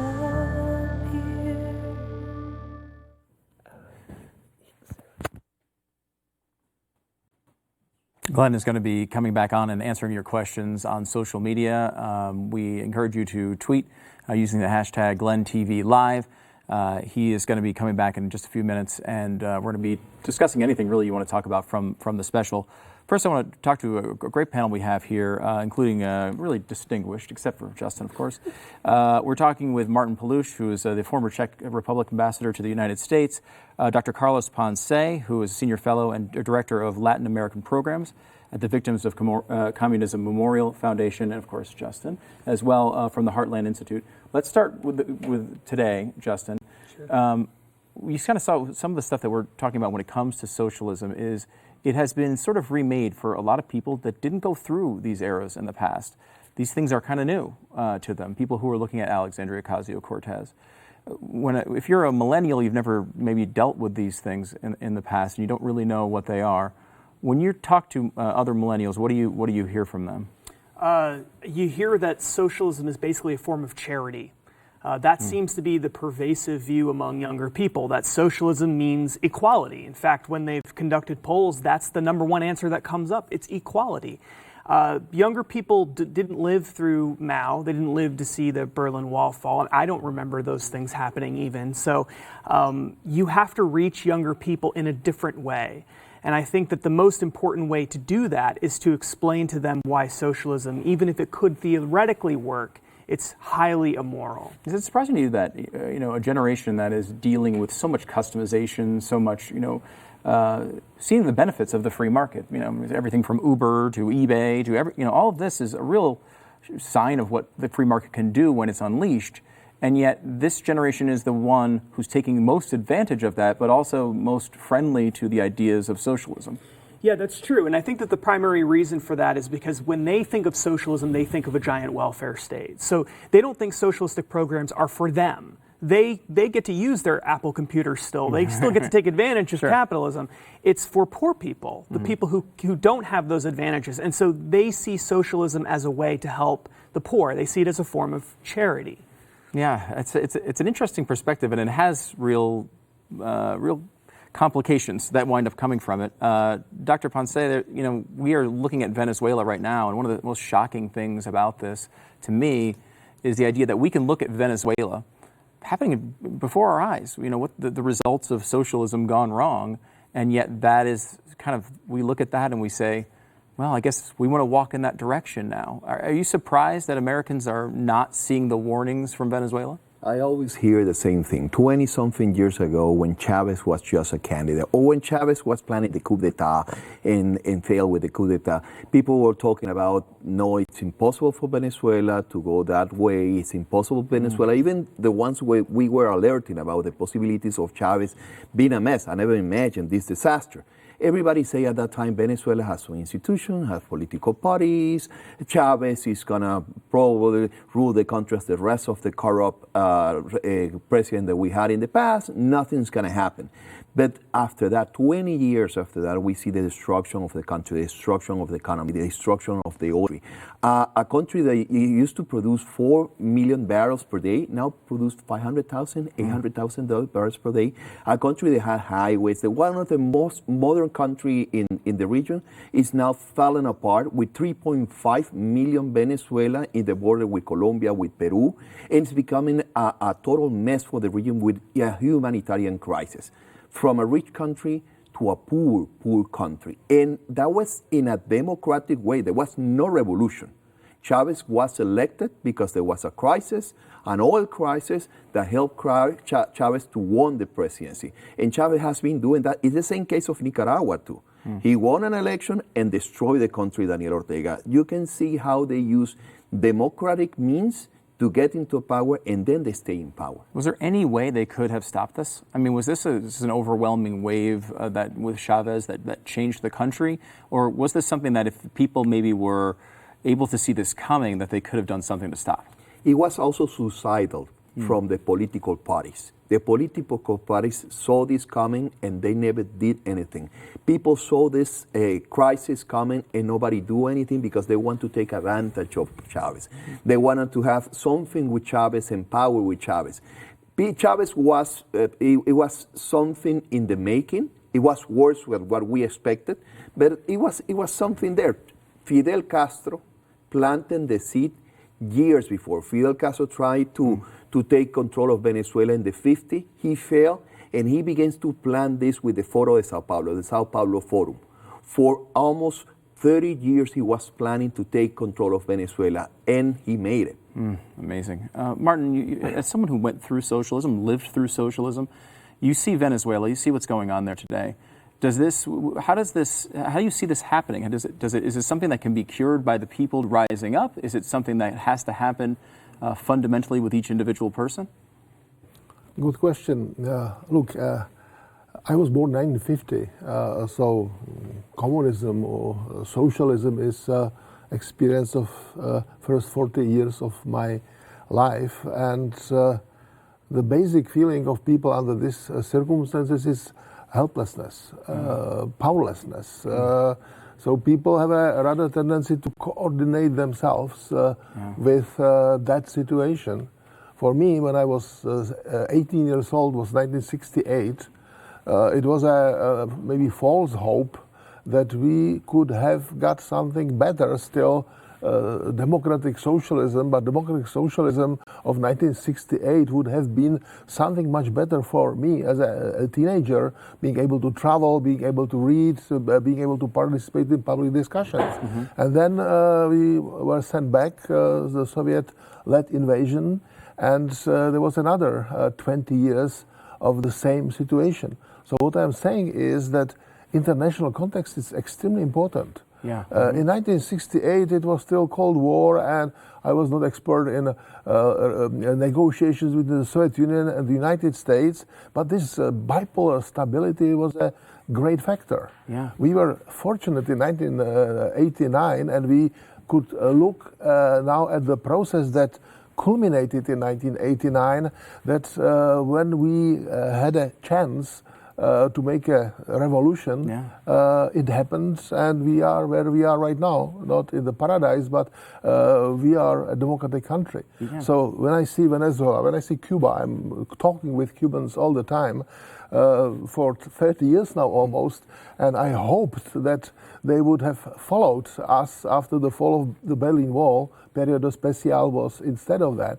So I am 100% sure that it is up to the people of Cuba, Venezuela, Nicaragua, but enabling international environment is a key thing for their success.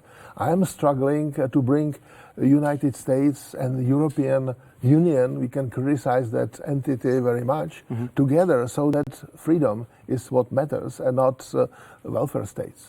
I'm fascinated to get your perspective on, after you go through socialism and communism, and you come out the other side, I mean, the Czech Republic has been a real success story. I mean, you look at that as a real, every country's got its problems, of course, but there's been real positive coming out of such a negative. How does that even happen? Look, I will tell you one more thing.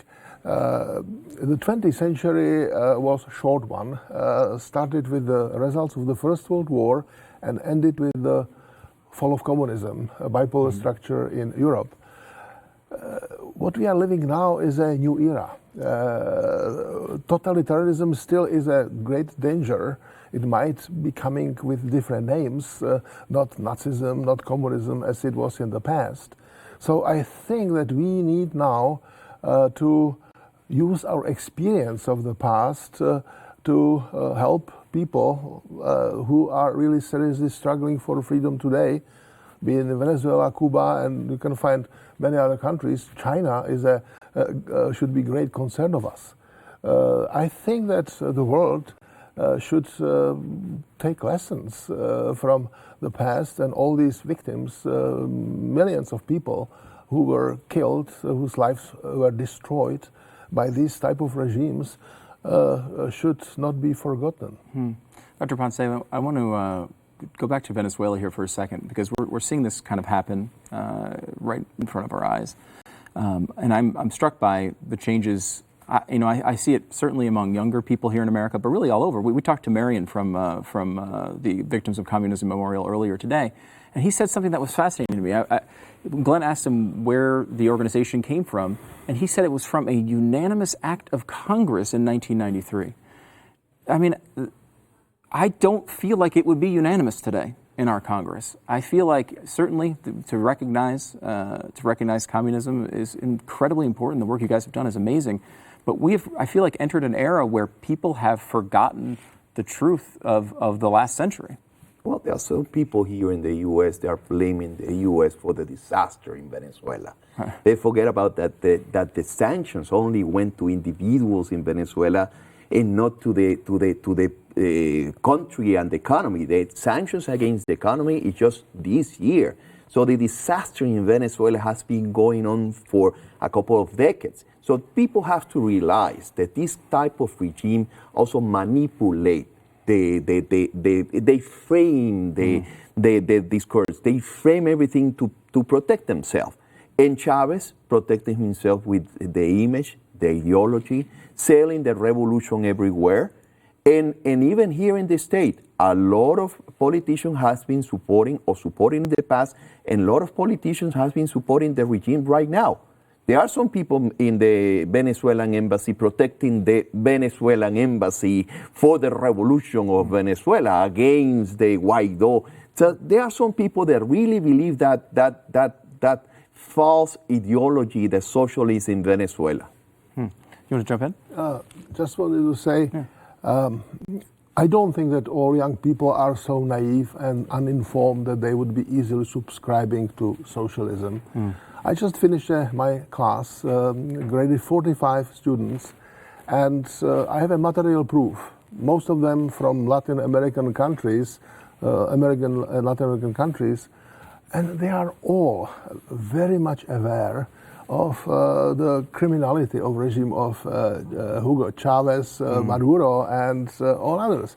So I think that if we give a chance to a meaningful dialogue and communication, freedom will prevail, because people like to have freedom of expression. Yeah. But their opinions need to be challenged, and if they are incompatible with common sense, so common sense should come in.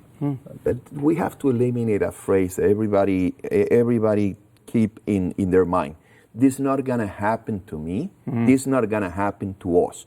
I haven't experienced the same phrase in Ecuador, when Correa took control of Ecuador, when Daniel Ortega took control in Nicaragua. I cannot enter to Nicaragua. They expelled me from Nicaragua. They have been persecuted in Cuba.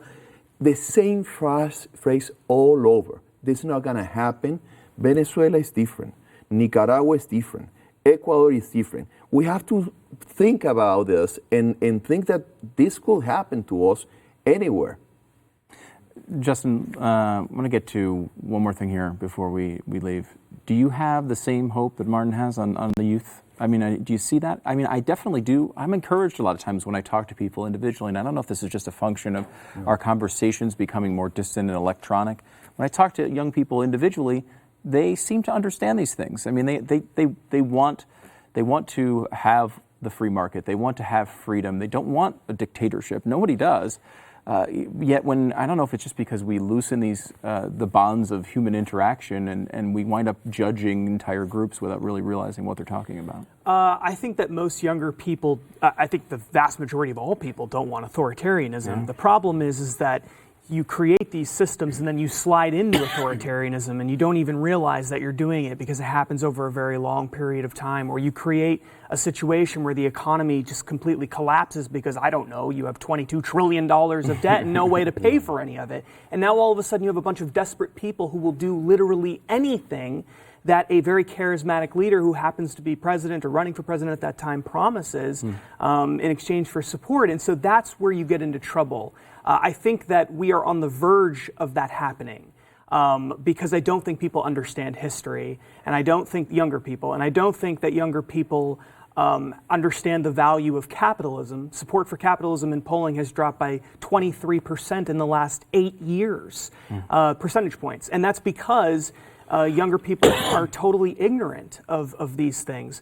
But I do think that that millennials and younger generations are hyper individualistic in many ways, that they do like free market products and services, and that they are very creative, and that there are a lot of really wonderful things about younger people. They just need to be informed about the dangers of socialism and communism and collectivism, and why those things are wrong. Even if they work, they're immoral, they're evil, because it creates a tyranny of the majority, and it almost always leads to authoritarianism. And so I think that's the important message that we have to drill into younger people's heads over and over and over again, because they've been, frankly, indoctrinated by the left-wing public school system for decades now. Gentlemen, thanks so much for doing this and sharing your perspective. It was really helpful, and this is a really important message, and I'm glad you guys were able to help along. And this is important, and you have real historic perspective here. Thanks so much for doing this. Throw it over to Glenn now with some stuff, questions from you on social media. Thank you so much, Stu. We're running, obviously, a lot longer than we thought we would. But I wanted to bring Jason and our social media team in who have been watching, and we want to thank you so much for watching tonight. Please like this, review this, rate this, and pass it on to a friend. That helps other people discover it. But we want to take a few questions from you before we sign off, and then I'll take a lot of questions tomorrow on radio as well. You can still tweet all night, and we'll go through them tomorrow. What was the general feeling that people had, do you think? We had a lot of really good reactions. I would say that probably the most common reaction was one of like, it was like a common, what do I do? Like, I'm just one person. What do I do? Like, we see it. You both are shaking your head, same thing. Yeah, we see it, we feel it, we know what you're saying is true, but like, what do we do as just individuals? So that was like the main, if I had to summarize. So I think, we were talking about this today. The first thing we have to do is, gird our loins, if you will, to use Lincoln's phrase. We need to make sure that we can defend the free market and entrepreneurship and know the Constitution. I think we really need to keep history in our own notebooks, because it's being changed in real time now, like I've never seen before. I worry that we are beyond where I thought we were, but it is not hopeless. One of the things, I know this, we lost almost every battle in the Civil War until Lincoln stopped making it about saving the Union. And he became just distraught. We were losing everything. I think we lost every battle halfway through. Maybe we won one. And Lincoln was driven to his knees, and he realized, we got to make this about slavery. This is about freeing people. And like I said in his second inaugural address, if God wants to take everything, that's fine. This is the right thing to do. And he called for a national day of fast, prayer, and humiliation, to ask forgiveness and then turn our face back to God. We did that, and to the day, we won every battle, I think, except one in the second half. We have to get our priorities straight. And right now we're making it about winning, we're making it about our stuff, we're making it about anything else but freedom. And we have to be able to defend it, we have to know what it is, we have to be positive. I can tell you all the bad things, and like you say, but I'm here to be a mile marker and tell you we're passing all the exits, and it's worse than you think it is. Here's historically how this works out. But I really think that we need to get to our religious leaders in the first place and pray and ask God, turn our face back to Him to heal our land. I think that's probably the most important thing we can do, because without divine providence, I don't think we're going to make it. I think we're too late. I think we saw some people asking the question, is living out my faith on a day-to-day basis something that can make a difference in helping me get through to people on this issue and help them see the other side of it? What is coming is going to not be like the Civil War. It will be house to house, neighbor against neighbor, family member against family member. There won't be a north and south line. And that's the way I think what's coming. And there is, I talked about a little bit about it, that there is a collapse of trust that is already beginning to happen, but I mean a collapse of trust. Nobody will believe anything about anybody. And when that really happens, you better have some credibility, because you have to be somebody who is seen as reasonable and kind and decent. Most Americans don't want this. Most Democrats are not looking to collapse capitalism. They just don't believe that that's what these people are talking about because it seems crazy to them. But that's what it is. Yeah, and I think that's where self-education comes into play, because a lot of the questions that we got were asking about how the public education system has failed their kids. And I think that's one of the big issues today, too, is that not a lot of people are reading up on the history of what socialism really is or what led to it. Yeah, stop sending your kids to college. Stop it. Stop it. What's wrong with you? You're paying for indoctrination. Stop it. I think your college education is going to be worthless someday, really soon. And why we would pay to have our kids turned against everything that we hold dear is beyond me.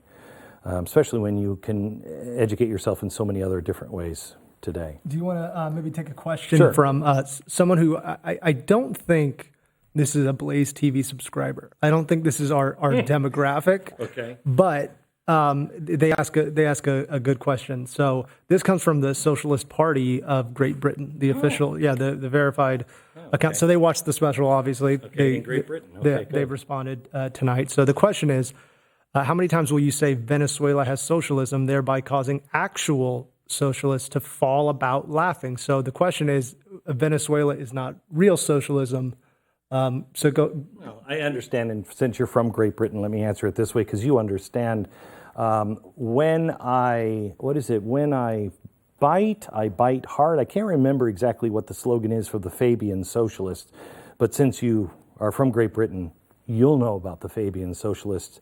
It is really fascinating to me how you can take the United Socialist Republic, USSR, and squeeze socialism out of that and make that into communism. Yes, it is communism, but you as a socialist know that there are two levels, really, of Marx's plan. There's socialism, which is the entry, the purging, and then there's the utopia of communism, which communism has never been done. Socialism has always been done, but communism is when everything is returned to the people, when you get the corruption out and the governments are great and there's flowers on every table and everybody's hair has flowers in it. That's communism, not the line them up and shoot them and put them in a gulag. And you know that. Socialism has been tried over and over and over again.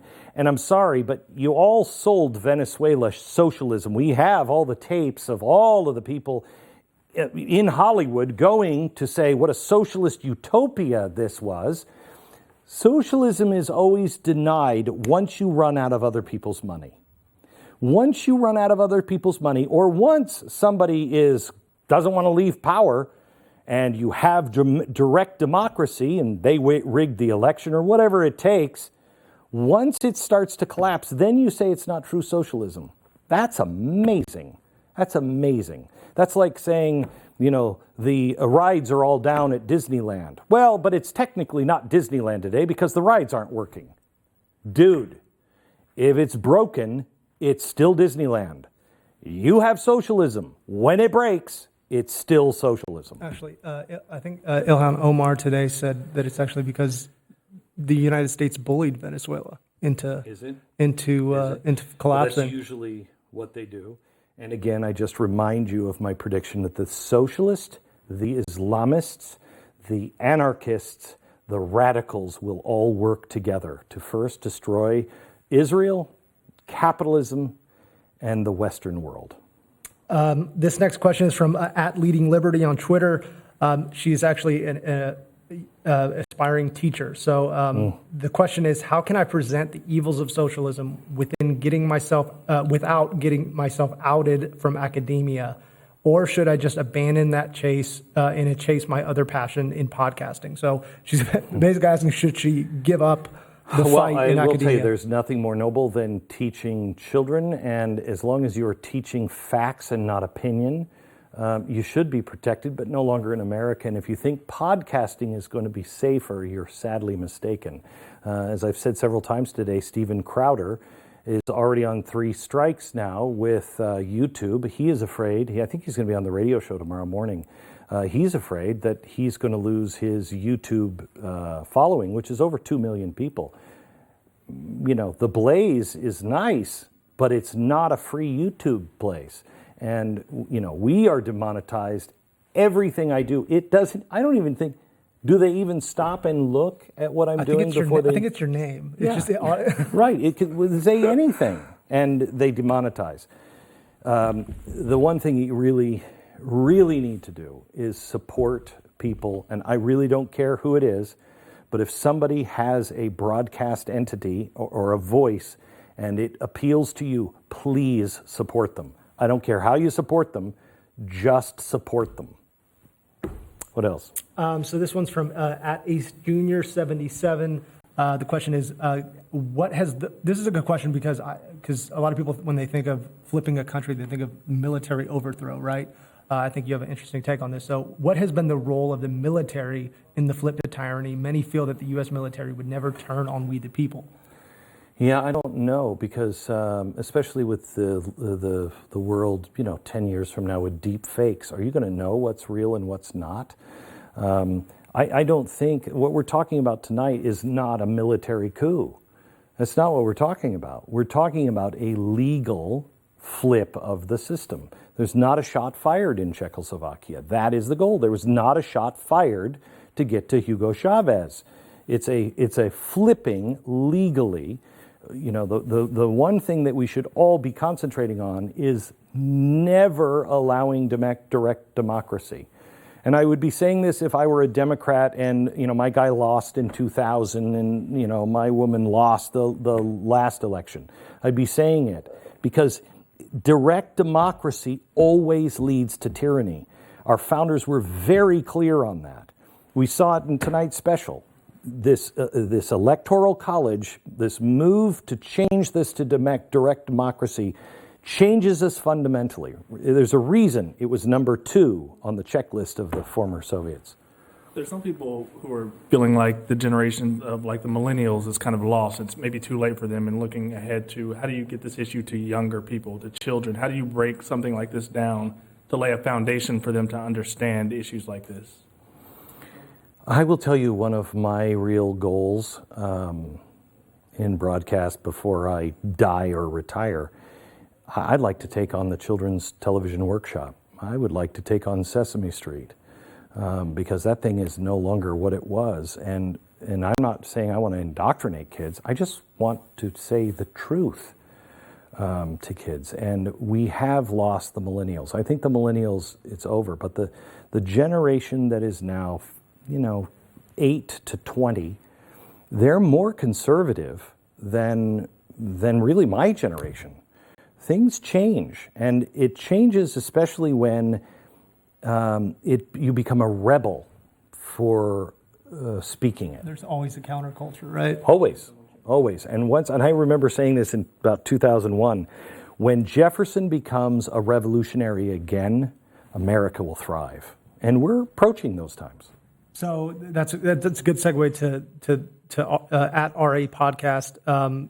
So you're saying, his question is, he's 29, he's on that edge of a millennial, and so are you saying that the AOCs and the Bernie Sanders of the world have kind of won over that millennial generation, and there isn't really, a path forward they've for? won over the generation, and I think this is happening all over the world. They're winning over the generation, the younger generation, who do not think like I do, that there's a system and this is the political party. They don't see a reason for that anymore, and they shouldn't. It's broken. It's awful. It's terrible. Capitalism, remember, capitalism has, a 46% approval rating? However, the free market has about a 90% approval rating with the same millennials, okay?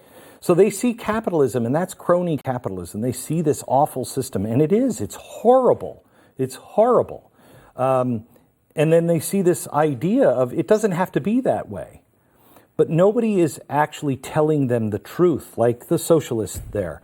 That they know what socialism means. When you ask millennials or anybody, are you for universal health care? Yeah, because it sounds like a great thing. Are you willing to pay taxes? Are you willing to wait in line for health care? Then all of a sudden it changes and the numbers are cut in half. The best thing that we can do is just educate ourselves first and then educate others. But what we're doing right now is we're fighting over Mueller. Who gives a flying crap? Who gives it? The media does. That's what makes it so hard to control the conversation. Who's watching the media? Really, who is watching? Who's watching Fox News and CNN? Fox News is blowing everybody else out of the water. But generally speaking, it's everyone over 60. They've made up their minds. Nobody 20, 30 years old. Are you watching CNN? Well, for my job. For your job. For your job. Nobody's watching television. Why do we care? Why do we care? Good point. Austin on Facebook, he asks, is there any politician who's actively fighting and kind of leading the charge to kind of combat this movement? Yeah, the best leader in Congress, I think, is Mike Lee. He knows the Constitution and he is fighting for the Constitution. There are others, Rand Paul. There's these really great, and gosh, I can't think of their names right now. The other small government libertarians. Amash? Yeah, Justin Amash is tremendous. Tremendous. There are some good guys, but for the most part, I think we're at the point to where the Soviets were. When did the wall come down? 1992? 91, 92, somewhere like that? I think we're like at 1990, where the politicians are like, this thing is coming apart. I'm going to start transitioning and put myself in a position over here to be part of the new system. I think we're actually there, and you see it through the corruption of people like Biden that's just getting rich off of this system.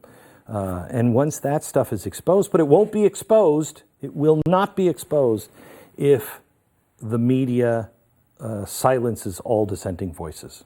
Okay, can you guys do me a favor and leave right here on my desk for morning all of the questions, and I'll take more questions on radio tomorrow? Absolutely. Thank you so much. Thank you so much for watching. Please, if you found any value of this, please join us and become a Blaze member. You can do that joining right now. Today, you can get $20 off your yearly subscription. That we've never done that before. We would love to have you as a subscriber. We need you as a subscriber. Join our team. Go to the link that is probably on the screen someplace and join us at the Blaze. Thank you. See you tomorrow on radio. Thanks, guys.